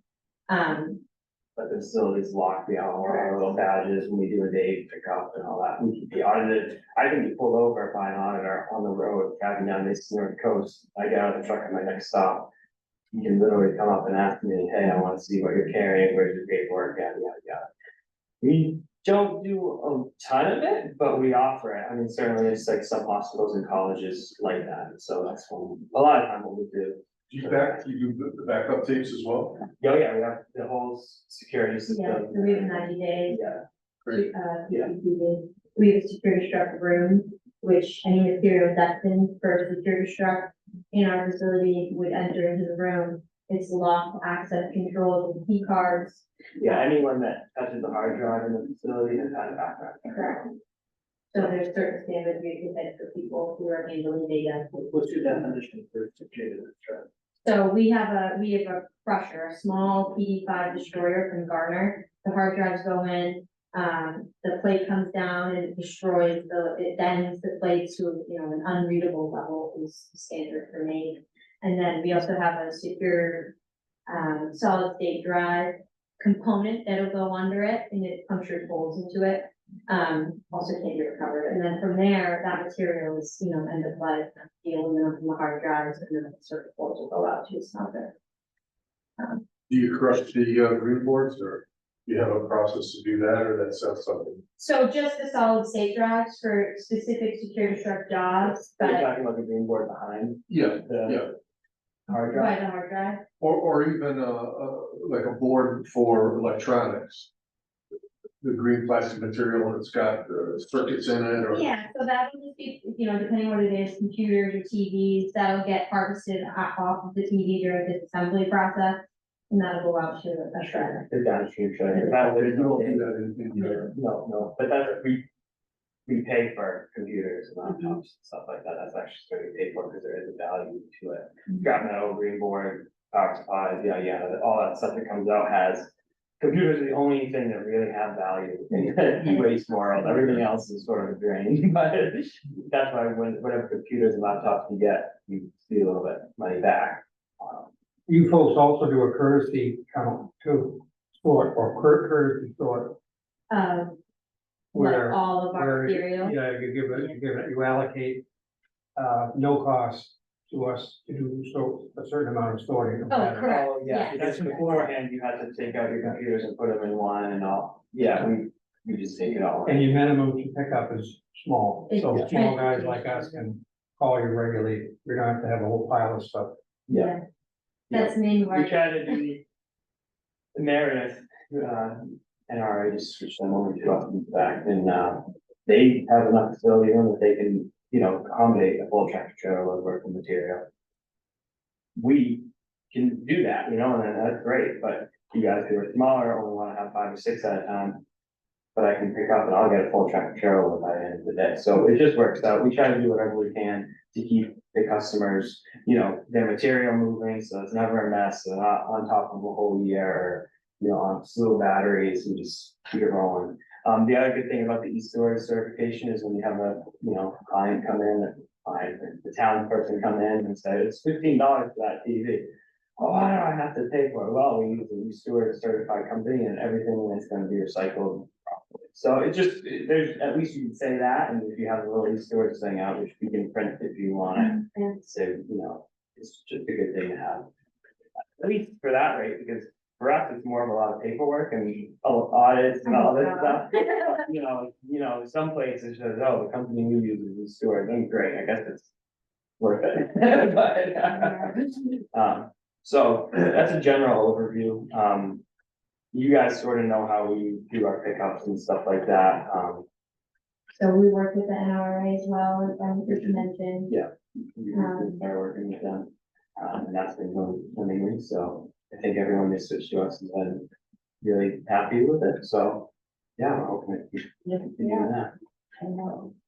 Oh, I want to make a comment. I remember Tara Albert, who's been our trainer a few years. Okay. She made a statement on batteries. She said over 10% of New Hampshire have experienced fires, small fires mostly, from batteries. And I was astounded that it was that high. It might even be 12%, but I know it was 10%. Yeah. And I'm like, how can that happen? She said because they don't pay for batteries and they throw them all in one pile. Yeah. So, you Yeah, know, those that was an are- eye opener. Yeah, so for you, for your facilities, we can provide 5 gallon buckets, you Yeah. can store it as much as you'd like. Or not at all, just move it to us faster, for pickup, we're happy to do that sort for you. We're gonna do it anyways, the easier it is for us, great, I try to help them all, when I Yeah. get in there. With labels, like we were talking about, sometimes I'll even write out the labels and say, hey, this is the best way to prevent, fire and stuff like that, as long as it's stated. And I know it's not always me as the driver that picks up all of the transfer stations that we do around here, but I get to most of them at least once or twice a year, so I kind of keep a tab on, just sort of as a courtesy to my customers of, what hasn't moved, what has moved, what needs to move by the end of the year. Okay, I'll take it this time, even if there's not much I can spend on here. So we do try to do stuff like that. Cause I know, and it doesn't take me any more time. So it's just simple. And I think Tim was touching on the large quantity lead acids, pallet, cardboard, do a layer, cardboard, a good solid cardboard. We could do another layer. And I thought that we pay, we do 60% market share. Like you said, there is a lot of reuse in those car batteries, stuff like that. So we see the volumes and we, wherever we can, we try to help give it back. Why not? I don't wanna sound over dramatic, but you said you thought 10% was a high amount of fires. I think it's low, you're barely scratching the surface. Yeah, it's, those, again, not trying to be too alarmist about this. You can't be safe enough with lithium batteries. I saw in my own eyes, a fork truck run over one, and it just created a little fire, but it lasted, and if anything was around it, and that was just running it over with a rubber tire on a fork truck. They're I worry about the bicycles, I mean, everybody's. the e-bikes. The e-bikes, Well, yeah, it's I'll like, tell you what the problem with those are, refining. A lot of the e-bikes are being manufactured by, in China yeah, with inferior batteries. yeah. The good batteries, you don't have the problem, it's the inferior batteries. I guess. Cases are thin, and if you look at a lithium battery, like a computer battery, it's a long flat and it's got 3 sections to it. Well, once it gets compromised, either it's overcharged or it's the separation between those sections will bleed one into the other, and that's when you have a reaction. So it's the construction and the quality of the batteries, that's the issue. Make for cheaper batteries than the e-bike because it's a recreational thing as opposed to a computer, where everyone's got a good computer. And then these poor people are lugging it up three stories to their apartment, and then they plug it in to charge it, and then. I heard recently 56 fires in New York last year. Well, that One that was obviously. one that we ended up with 800 drums of, yeah, and the store wasn't even as big as this room. Believe it or not, I think the scariest batteries are always the iPad batteries. Oh, those You bend or break an iPad, they'll they'll light right up. not necessarily catch fire, but the lithium batteries behind them, they get hot and they'll fan, but we're gonna put that in the middle, drum for a little while, isolated. It's still cool. Yeah, it does, it does, I love it, just we can get to it. Well, Yeah. we take a 275 gallon tote filled with water, it's just to dump a battery in it. The water won't put it out, when you dump it in, 275 gallons, it smothers it, Oh, okay. so. Yes. Mayor, on that topic, sorry, I don't want to hog the time, but, I have also read recently that a proper fire extinguisher for lithium fire was a class B. I think it's D, I thought it was D as yeah, well. it's D, D, like a metal. Yeah. metal. yeah. You literally Which got makes more sense smother. to me. Yeah. If they said something about the lithium polymer was more like the liquids. I go with D. Yeah. My brother's a fireman, and he tells me over in Europe, they have a machine, it's like a giant fork truck. And when it's a battery fire in a car, it's underneath it, it's in the middle, this machine will go up underneath it and it shoots the foam up into the battery and extinguishes it. So they're, like I said, Europe's kind of ahead of us on a lot of these different items. That's and they're coming up with chemistries now that are even better than lithium, Yeah, so yeah, who knows what tomorrow's gonna be. that's right. Hydrogen. We'll just So- get this figured out and then something else will come out. So I guess just to clarify one other thing, we do take mercury contained in devices, no free mercury.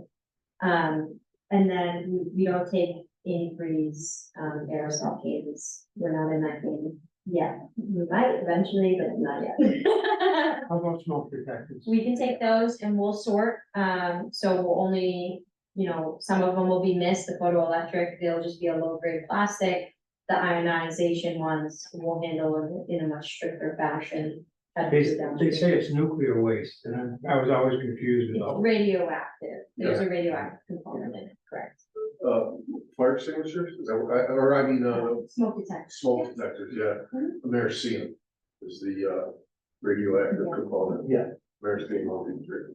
So we can handle those for you, and like I said, we're only gonna, you might not see Those are all one of of the those ones, Well, they ship it once a year correct? type deal. And we'll go through it, cause a lot of the times I like to tell people. If the townsperson brings it in. You should ask, did you try to send it back to the manufacturers? They're supposed to take that back for free. I guess, the recycling of, smoke alarms is not cheap. It's part of the ERP, extended, the manufacturer has to take a product like that back. It's falls under regulations called ERP. I can't remember what the. And I don't know, and I could be wrong about this, I thought, you bring it to Home Depot or Lowe's too? I don't know. I don't know that. I don't think so. We'll do research on that. Yeah, so like I said, we'll take them and we'll make sure to sort out the ones that are radioactive, and the ones that aren't, so that we're not, overcharging or something. We'll always do that for you. Because like I said, they're very expensive. It's funny in our permit, when I'm supposed to take somebody's thing, and to do the right thing, we've had to take them in, so we're going through a process now, we're permit by notification. And, we're gonna go change our permit, so we can take these items in. Most of them we were gifted. Yeah. So, yeah, we're looking at our permit, we gotta change it. Because my other question would be, is there anything out there that we should be looking to do? I know Guilford does, styrofoam. I know Matt's talked a lot about that, and I've read about it in the news and everything, and that's quite a project. Is there anything else we should be looking, going down the road? Yeah, that's a big project, that would be something that you would have to discuss with your towns. It seems like a great idea. I mean, you seem to know more about it than me. I was just, cause I do go for transportation. So every time I'm down there, I sit down with Bruce and how's the styrofoam going? He goes, well, we're doing better because we're keeping it out of our downstream, so he's getting more weight in every container that he's shipping out because styrofoam will take up that weight. He's like, but I don't know about the other towns because they have to get it here somehow. You need a lot of it. That's one of those things. In my opinion, if Guilford had a sending, pickups at all the different areas, and they would pick it up, hopefully you got the right number of styrofoam in there. Cause it can get out of hand, but it seemed to me that they would have an influx of more volume.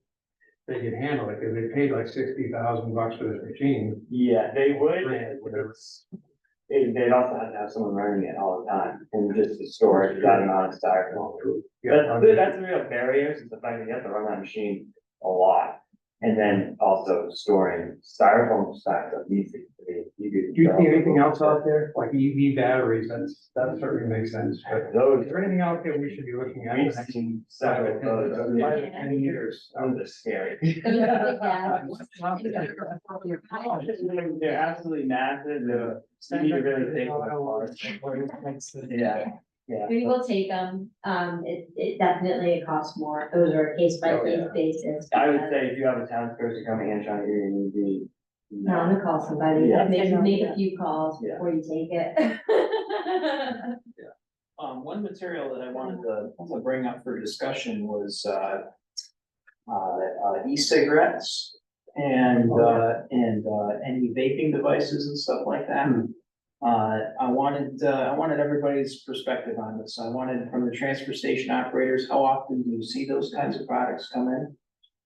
From you guys, you accept that for recycling? We do. And is there any regulation on it that makes it universal waste or anything like that? The concern with those, not only the batteries, the vapes are either tobacco or cannabis. And the tobacco is actually more sensitive because of the nicotine, which is a listed poison.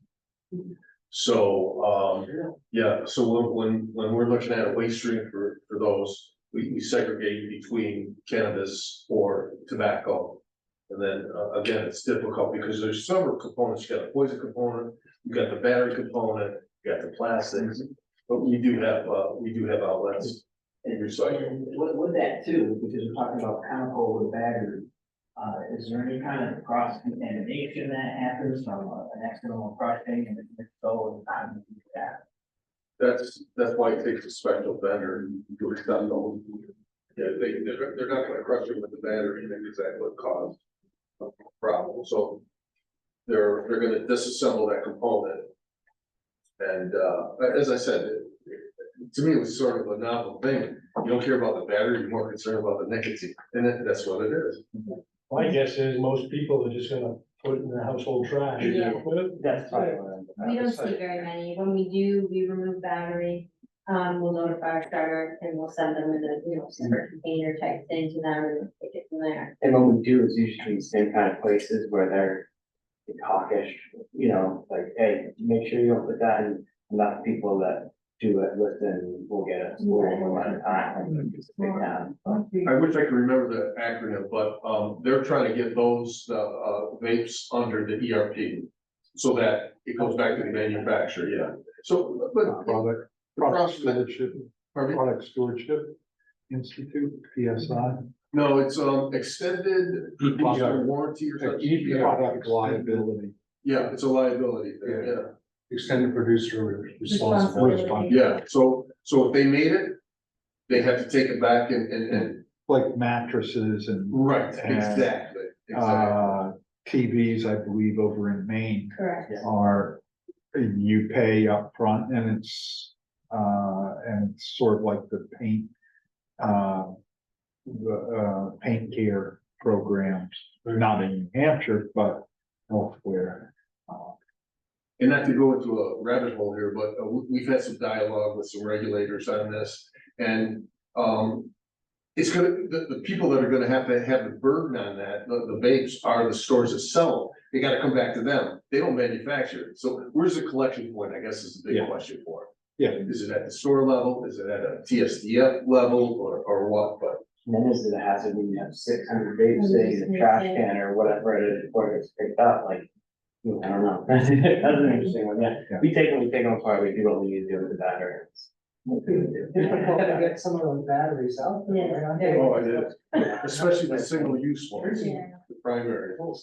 And there is, even if you have like an iPad with the laptop attachment, there's a small battery in that, so we have to take out we have to actually separate that. That's a pain, but we go through every single dealer that comes in before it hits our shredder, because the shredder will take it, for fear of fire. Thing. Any other question? I have some questions you guys take, I probably missed it at the outset. You do take fluorescent bulbs, Yes. Yes. right? Yep, we, charge by the foot, Yeah. the linear foot, and then CFLs, HIVs, they all have their own type shit, Right. they get counted separately. We have, like you, John was saying, he has his own, mercury removal. Our downstream in Fall River, Massachusetts, they have a lamp process and a mercury resort on site, so that's that. So we're a bulk We Right, can get involved and then send it out. yeah, we're third party, really. Yeah, for a lot of things with third party, just because we're more. North Coast services are, we really emphasis on the service for our customers and stuff like that. And we've done all right with that, so. That's it, kind of what we do. I guess then as a group, I mean, we've got a couple of communities of our member communities here. And my understanding is you guys take universal waste on a regular basis at your facility. And you work with, I guess, both of you work with North Coast at this point. And so you have regular pickup. And is it all universal waste that they take electronics, they take bulbs, batteries, mercury containing devices like thermostats and stuff. So, but you also, your communities have also been participating in the household hazardous waste collections that we run once or twice a year. There are, as I said at the outset, there are several factors that go into what makes it worthwhile to do this. Convenience. Right now, you guys are taking it on a regular basis. Storage space and the staffing that it requires to manage those materials. Any permitting that is associated with it, and or paperwork, whether it's permit or something like that. And then obviously cost for transport and disposal of that sort of thing. Trying to figure out what are the key factors there? What is it that's obviously you guys are there. I don't know when you went to, or have you always taken universal waste at your facilities? Was there a point in time when you did not? I'm curious to learn about that and what you think. We have some communities that don't take it. What, any, I'm looking for mind reading, I guess. It could be the cost. It could be the cost. I mean, we have heard from a couple of communities that it was, what I heard was storage, permitting, and the staffing were the things that they saw as obstacles. And in their case, they are in a long-term contract with a municipal solid waste company, a waste management type company that that's not taking universal waste, or at least to change their contract, it would be a real burden. So now they're faced, since we don't take it, we started not taking it this year. They were faced with, okay, thousands of feet of bulbs. What do we tell people? Where do we tell people where to go? And how can we make this work? We don't have a space to store it. We don't have the funds to have somebody manage it. And we don't think that we have the opportunity to adjust our permitting to Education, fill it. because of course, like we talked about Tara earlier. Yeah. in DS. She lets us know a lot. We were all licensed operators, so we know more. We let our community know more. And it helps us knowing what we can actually do and not do. What we know we're capable of. Uh-huh. And the more knowledge, I think the easier it is. Because we're in rural areas. Yeah. And people hear all kinds of stories and your average household person will not care unless we do. Unless your town does. A lot of them won't care. Yep. Once you educate them and you give them a place to put that stuff, then they start thinking twice, and they have pride in their own town. That's huge, so it's, you know, and when we're in the lake region, a lot of people come up for the weekend and don't care, but we do, we pick it up and we put it in the right place. And we eat our fees that we have to, then, you know, we try to be cost effective as much as we can. But for the most part, it's education, it's pride in your town and where things are. Nobody wants to see mattresses or tires and batteries all over the place, you know, because we have to live there. Yeah. So the more knowledge, like even more knowledge coming here, even though I know most of it, I mean, there's some little things that kind of resonates. Yeah. Me as a homeowner and me as a transfer station operator. So, education is huge. And we do that on our websites too, for our town. We educate our household. community. Okay, good.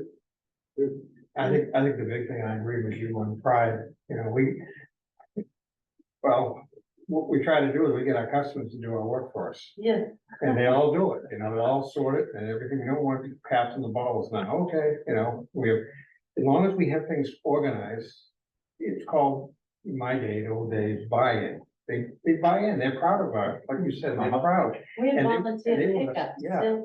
They have days that we set, that they go around and pick up trash and bring it right to the transfer station. Yeah. Because the community wants to volunteer to do that, which is huge. Yeah. And our DPW does pick up too. Um, They love coming up the driveway with those blue trash bags in their hand. Yeah. Cause they help pick up the trash along the side of the road. Yeah. And that's pride. And the same thing is, they'll come in with different things and I'll find out there's a tire dump somewhere. And I'll have to go out, Mhm. look at it, take a picture, count the tires and say, all right, you know. If you come next Saturday, I'll charge you $5 a tire instead of $10 or whatever it is. And, you know, we never refuse anything. We know what's gonna happen to it. But the idea is that instills a lot of pride with a lot of people when they know that we're backing them up and we want their property clean, we want the town clean. It works. It really works. Yeah. Sometimes you may lose a few bucks here or there, but actually our tire pickups, we always make double what we pay. BDS, we never lost anything, even if we just took in 30 tires from a conservation area. And it's okay, you know, so.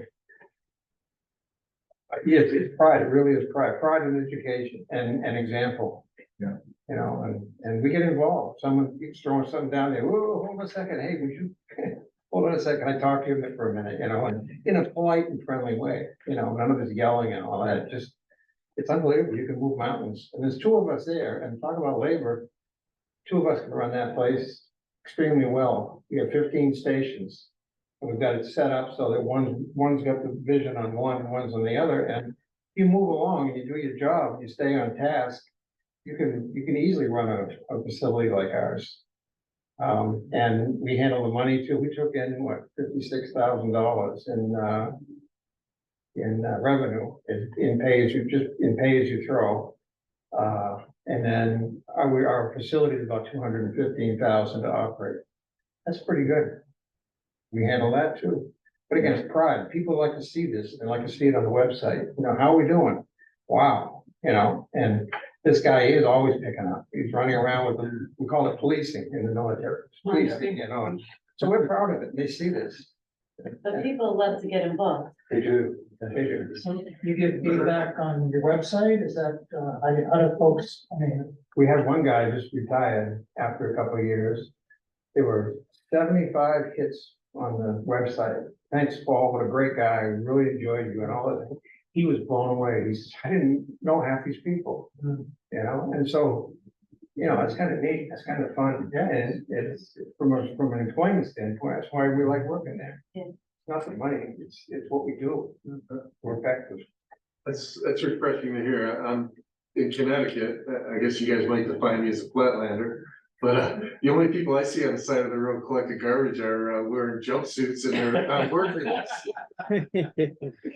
Difference of a few miles, you know?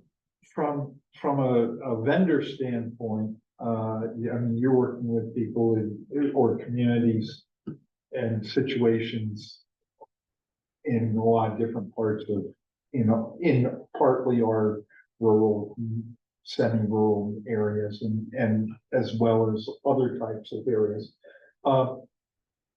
What has your experience shown you in terms of types of collections and methods of collections? I mean, these guys are collecting on a weekly basis. Every week, people can bring stuff in and including the universal waste. What do you find around the state as to what other communities are doing? Are they doing it on a regular basis, or do they tend to be more, we'll wait for a single day collection that happens twice a year or something like that? Pretty much every town that has a transfer station is collecting on a regular basis. I would say almost every town with the exception of, believe it or not, like Wyndham. I don't think Wyndham. Every town that you work with? No, I mean, every town in the state. I pretty much know every town in the state. I've been knocking on every door in every town in the state. So, that being said, the frequency of pickups is very different. When you're talking about, you know, Stewartstown, New Hampshire, Yeah. which is really north, they're like once a year. And they'll have a decent, you know, 6 or 7 pallets once a year. And even if it's a little lighter than normal, you know, we're still gonna send it out because it's enough and we'll get it out by the end of the year. If you're talking about Nashua, New Hampshire, who we service, Yeah. we take a tractor trailer up to them once every week, and sometimes it's once every 4 days. I mean, it's totally dependent on the size and scope of what the operation is. And what the transfer station, the people who run the transfer station, what their attitude is towards it, because that does make a big difference. I mean, these 2 transfer stations are really nice. You can go into other ones where it's like, I still don't really know why we have to recycle this, you know, and it's a mess. So we've already, we've just been told that they don't have to. TVs and stuff, certainly, no? Oh, well, By my rules. Yeah. By state rules. Solid waste may have different. yeah, okay, I see what you're saying there. Yeah, but I mean, most people offer it just because, like what Tom was saying, the towns want them to offer it. So they tend to end up in the bush. I mean, realistically, but yeah, it all depends on the people, I would say, and obviously population, because in New Hampshire, there's huge arrays of population from, you know. Well, in the towns- rural areas, things are changing. Like someone my age or, you know. But the old school way of thinking is changing for the better. Because we do more than they did, and each time Yeah. it gets better and better. Because they grew up just with less education on Yeah. the whole system. So I see a difference from the people I work for before me. Wow. So it's getting better, it's changing, not so much negative. We do things because we know it's right. And they did things because they thought it wasn't that important. We've Which we also, didn't. Go ahead. we've also been part of like 1-day collection events throughout the state. We Yep. did a bunch in Maine a while ago.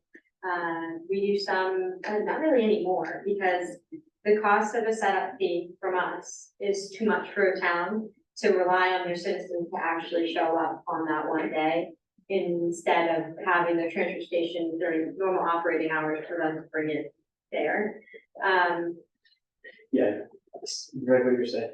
I'll just Yeah. expand. 10 years ago, when we started, we did them all the time in the spring and fall, and they would go hand in hand with house to house waste. But since then, most transfer stations, kind of like you were saying, have started accepting all that stuff. And as of 4 or 5 years ago, we would set up, we'd have 5, 6, 7 guys there, we'd have our whole fleet of trucks there waiting for a big pickup, and then we'll do nothing. It's just because everyone's already getting rid of it, as they went along, oh, the TV died, I'm not gonna put it in the basement, I'm gonna bring it to the dump when I go this week, because I can, and I'll pay the $10, or whatever it is, it's just convenient, and I think a lot of that has to do with it too.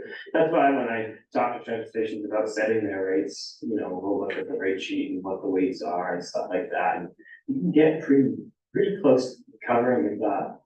More covering, just give yourself a cushion for the stuff that gets kicked to the side, and then you find it at the end of the day, it has to go on the bin. We've honed in on that pretty good to the point where most people don't get 15, 20 bucks, they get it, they just do, they know it's not gonna get, thrown into the dumpster and whatever, it's fine. They know they have to get rid of demo material, and that costs money, and I would say probably 90% of people, maybe even 95, understand the reason and what the price is behind it and why. So. And like you said, I think education and that does help. If you know what the Yeah, TV is people doing don't like and where it's change. going. Every time you jump the prices, because we gotta meet at least the basics. Right. They get all, but after a while, they get it. Yeah. So, I think just speaking on a business profit and loss way, diesel fuel Yeah. impacted immensely our services because we have to get there. I mean, just an analogy, so to speak, to come into New Hampshire and you make these stops. One stop, you might have to go 50 miles to your next stop. We literally have a guy in New York City every single day, and he just goes from 5th Avenue to 6th Avenue in his truck's full, It's just the economy, so. We need some of those lithium batteries. That's right. So I got, I got 2 questions.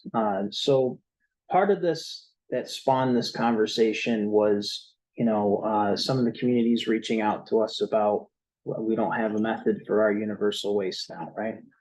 And I guess my 2 questions for you, and this is just on perspective, I just want to hear some perspective on it, is do you find a 1-day collection event to be more effective for your residents, or do you find it to be more effective if it's right there in your town to be collected? you kind of need both. You kind of need because both. of the way it's run, so I can do so much in the transfer station, Mhm. and then if you have that 1 day or twice a year, would be nice, twice a year. Yeah. For all that stuff we can't take. Okay. We can't take everything, So it kind of helps with the manpower aspect of it. The stuff you can't take, that's it's not, you're taking universal I'm thinking, waste. yes, if there's stuff. But we like can't- the household hazardous waste, the oil-based paint, the pesticides and fertilizers and Yep. That's, other stuff like that's where that. it's important, yeah. That's, so, yeah, So it doesn't we're gonna end up like continue to do that. It's, I must tell you, and I think we've already communicated that. In our case, where we've been operating under a contract, for the last 5 years, where it's been 1 fee and the price, your pricing has not changed at all in the last 5 years. We're entering into a new contract and the pricing is going up. Mhm. And that's fair. Things have changed over the last 5 years, both in the industry and in life. So there's gonna be a big jump this year. And we've been trying to communicate that, but that's gonna be coming out. And the household hazardous waste, instead of having 4 collections in July and on the last Saturday in July and forced collections on the first Saturday in August. They're gonna be spread out, and we're gonna have 2 collections in June, 2 in July, 2 in August, and we're hoping to have 2 in September. So they spread out a little bit more. And from a labor standpoint, that's gonna work out better. So Would that possibly equate to longer events, time-wise, throughout the day, like instead of? no, it's still gonna be 8:30 to noon. 8:30 to noon. But in that 3.5 hours, most of our events, we get 200 to 300 vehicles come through, at a time. And if they're in line, they're gonna end up going through no matter. Yeah. So Matt, to answer your question, this thing, a couple of years ago, we had a new selectman came in and said, I think we should have a 1-day event, you know, and even when I went there, I thought it was a great idea, but having looked at the patterns and talking to people and costing it out, having, 4 or 5 containers there, and you probably need 10 people and trucks, and we all get in each other's way, and there's some logistics and space, and I'm against it. I think you guys pick up or that thing, so if you gotta charge us more, go ahead, it's worth it. If you're gonna spread it out, it's gonna be even more successful. Yeah. It's far better for you guys to do it than it is for us. It's much more cost effective for you guys to do it. yeah, they're gonna charge you a setup fee, they're gonna charge you transportation fee, labor for that. And any reimbursement that you might be getting from TDF is at a lower rate if it's better if it's at a regional level. They have different tiers for that reimbursement from them. And we handle the paperwork. Permits and all with, that, yeah. working with TDS. That's good to hear. I appreciate that. Appreciate you speaking up on that. And this one in Tamworth it happened, we didn't plan it necessarily. It was supposed to be the off-peak collection, but obviously said, hey, we want to spread it out among other communities and not do it at our site. So Tamworth did step up and say, hey, we'll do it. But we couldn't get it done until this October date. I have a question. Wolfboro, Sarah Silk up there, she's running a tight operation. And, does that mean she's not gonna be able to take these things either? Like fluorescent bulbs? They have never taken that They haven't, okay. because the towns of Wolfboro and Alton, the 2 primary towns involved in that, they take universal waste on a regular basis. So they never saw a need for doing that. I mean, anybody can go to that collection, but they just take household hazardous waste. They just take hazardous waste, not universal. Yeah, and well, one of the questions, creosote railroad ties. They won't take those. I suggested to the customers that have it, to bring them to the New Hampshire Co-op or Eversource. I guess that's where they come from. I mean, they get with telephone poles. I don't have Any an direction answer on for you. that? I don't have an answer for you on I haven't come across that material yet, to be honest with you. I don't get many of them, but I get them. Especially when they're breaking up a landscape garden, and they come in, they wanna get rid of them. You can't burn them, you can't take them. No. A gallon of old creosote? That would go. Probably hazardous waste. No. Yeah, so we would take that.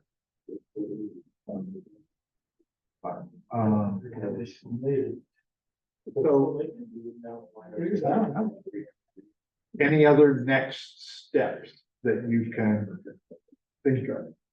Other ways that, I mean, part of our role as our mission as a planning commission is to serve our community, our member community.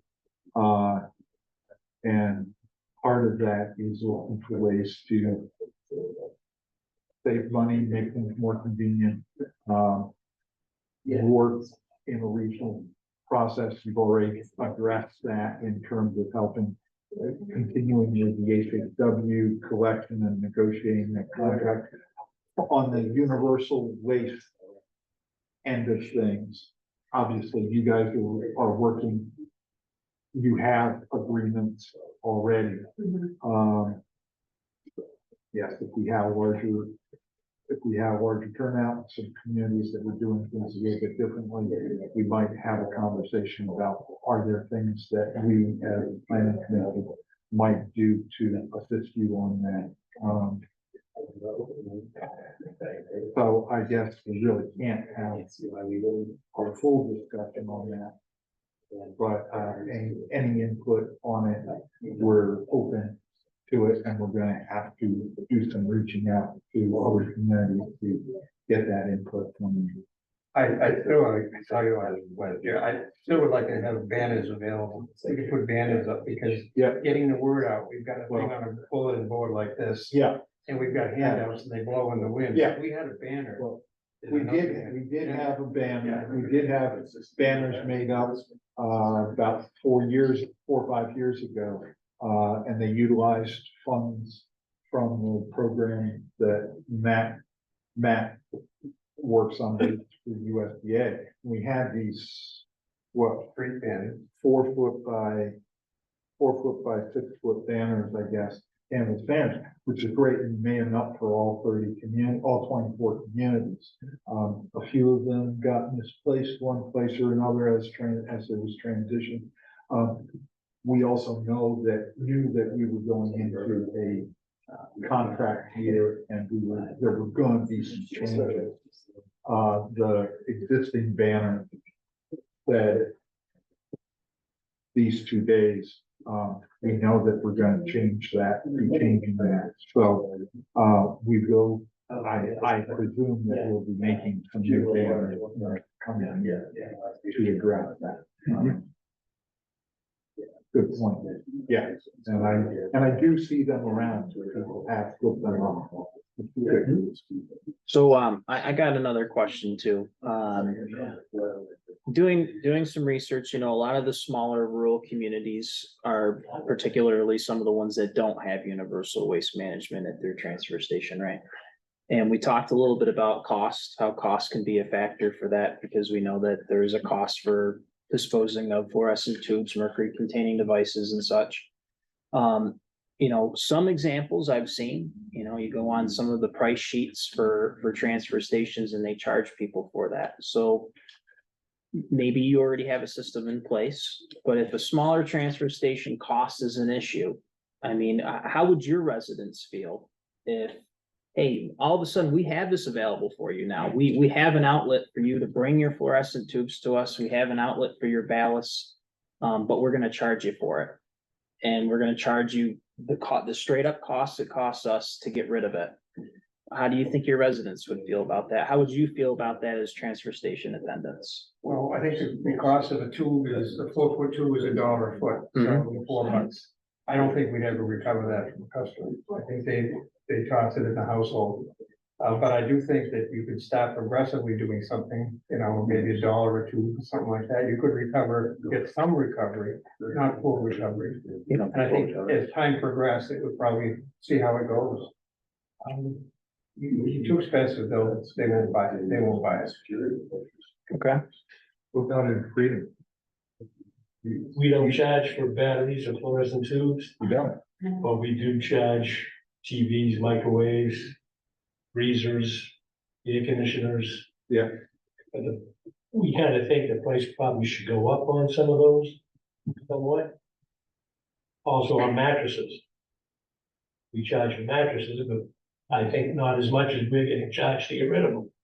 Right, we do have to up the prices and the prices have been set and not moved for a long time, so people aren't used to it. And then again, when they're not used to something, they get a little, I pay taxes, that's a big one they say, which they don't realize it doesn't cover everything. Right. But, yeah. So we try to talk with them and, you know, calm them down and realize that this stuff is costing us. You know, and I hate to say it, I don't And know then they kind of realize it. whether it's more of the year-round residents or the summer residents that bitch more. The summer, summer, probably, Yeah, I think so. so. But it gets everybody riled up. You know, there's always that percentage. Most of them, hey, that's fine. We had one guy last week brought in, it was either 8 or 9 mattresses. He just bought a house and was cleaning it out. And, hey, just tell me how much it is. Well, Yeah. no problem. Because he has the money, doesn't he? Oh, yeah. You'll open $1 it, million you don't house. have it, yeah. Well, That's open money. Do you guys have a scale? Not No, we're in, yet. yeah, we're in, See, we don't have one. they're working to get one, yeah. It'll make it easier on us if we get it, because we just ballpark what's in the back of somebody's pickup truck. So it costs. See, to me, you know, we don't need a scale. Right. $50,000 per scale, and you got maintenance, and you got traffic problems, you got kind of, not the greatest, not the greatest turnaround place, but. And then we gotta deal with someone twice or 3 times once you get the change and all that, so. What we do, look at your price list, my suggestion, look at your price list, and we'll pull ours up, whatever, and. Go buy something that's reasonable, and yeah, it's a shocker at first, when that selectman made balk at it, took me 3 months to get them to change our The price. selectmen will agree, it's the townspeople, But, it's but they feeling will, the. but they eventually will, once they understand what this is all about, you know, it's. Life isn't a free pass, you know, when people come in with C and D construction, that's not a tax, that's, I mean, that's their own personal stuff. Well, the tax money should not be spent for CD. So, let's you come in and I charge you $7,500 a load, okay. And after a while, they get used to it. Yeah, they You know, but we're fair, we're not overly, but, you know. But it's cheaper than the skids. Much cheaper, Much, yeah, and and I try to it'll say- move more people through as well, because that's the other thing, hey buddy, hurry up, I'm waiting here, you know, I gotta go to the beach, so they get right through, so. For that educational standpoint, do you think maybe like a town meeting, with the townsfolk coming in, asking these questions and maybe that's a good platform to educate your residents on things like this? I'm just wondering, because we did talk about the educational standpoint, we're talking about costs. And we gotta find, you know, some of our towns wanna find a method for this. So, you know, what's that equilibrium? Where's that balance point where we can find, we can control the costs and we can afford this and we can manage this, and we also need to appease our residents too. So just, Cause they're the ones voting for the selectman who wants the skills. There's a problem with Yeah. costs. In 4 years, I've had 3 people complain, just 3. And so we gotta be doing something right, I mean, it's empowerment, I mean, our selectmen give us the authority, and whatever you say, Tom, you know, as long as it's fair, and people know we're trying to be fair. I'm not trying to make money off them, if they do, I give them a little spiel about what it costs us, you know, I gotta write down, $96 a ton for this, and if you take 2,000 pounds divided by, that's gonna be about $40. Oh, that makes sense. Right, the transparency, Yeah. you're teaching them, Yeah, but sometimes it backfires on you, because that's not what we really should be doing, but sometimes I have to do that. You know, to get people, to get, for them, I just understand. And I don't have any problem with it, you know, next time they come in, it's $60, okay. They come in with a couple loads, it's supposed to be $5, I don't charge them. I don't charge for, you know, a handful of stuff. Right. And they know that, so when they come back in, they're ready to hit, you know, get a $40, $30, whatever. It works, we don't micromanage it, you know, we're pretty fair. I think. we don't like to micromanage it either. Yeah, Sometimes it's political wants you to, and then it's like, it's that balance there, that's, but the selectmen give us empowerment, and that's important. that's huge. You can make decisions and not have to worry about, I had one person go to the selectmen because I charged them they thought I charged them too much. So I took a picture of it. And I said, no, it seems right. It was 8 big windows, you know, bay windows, charging $50. Seems fair to me, you know. That was the only one I've ever had. Yep, I think we're gonna wrap it up now. It's 4:30. I want to thank everybody for coming and being a part of the discussion. Thank you, my guest speakers, for coming and giving us an education on this. Yeah. And, I think we've had a good conversation. Thanks. Great, thank you. Thank you. Very much.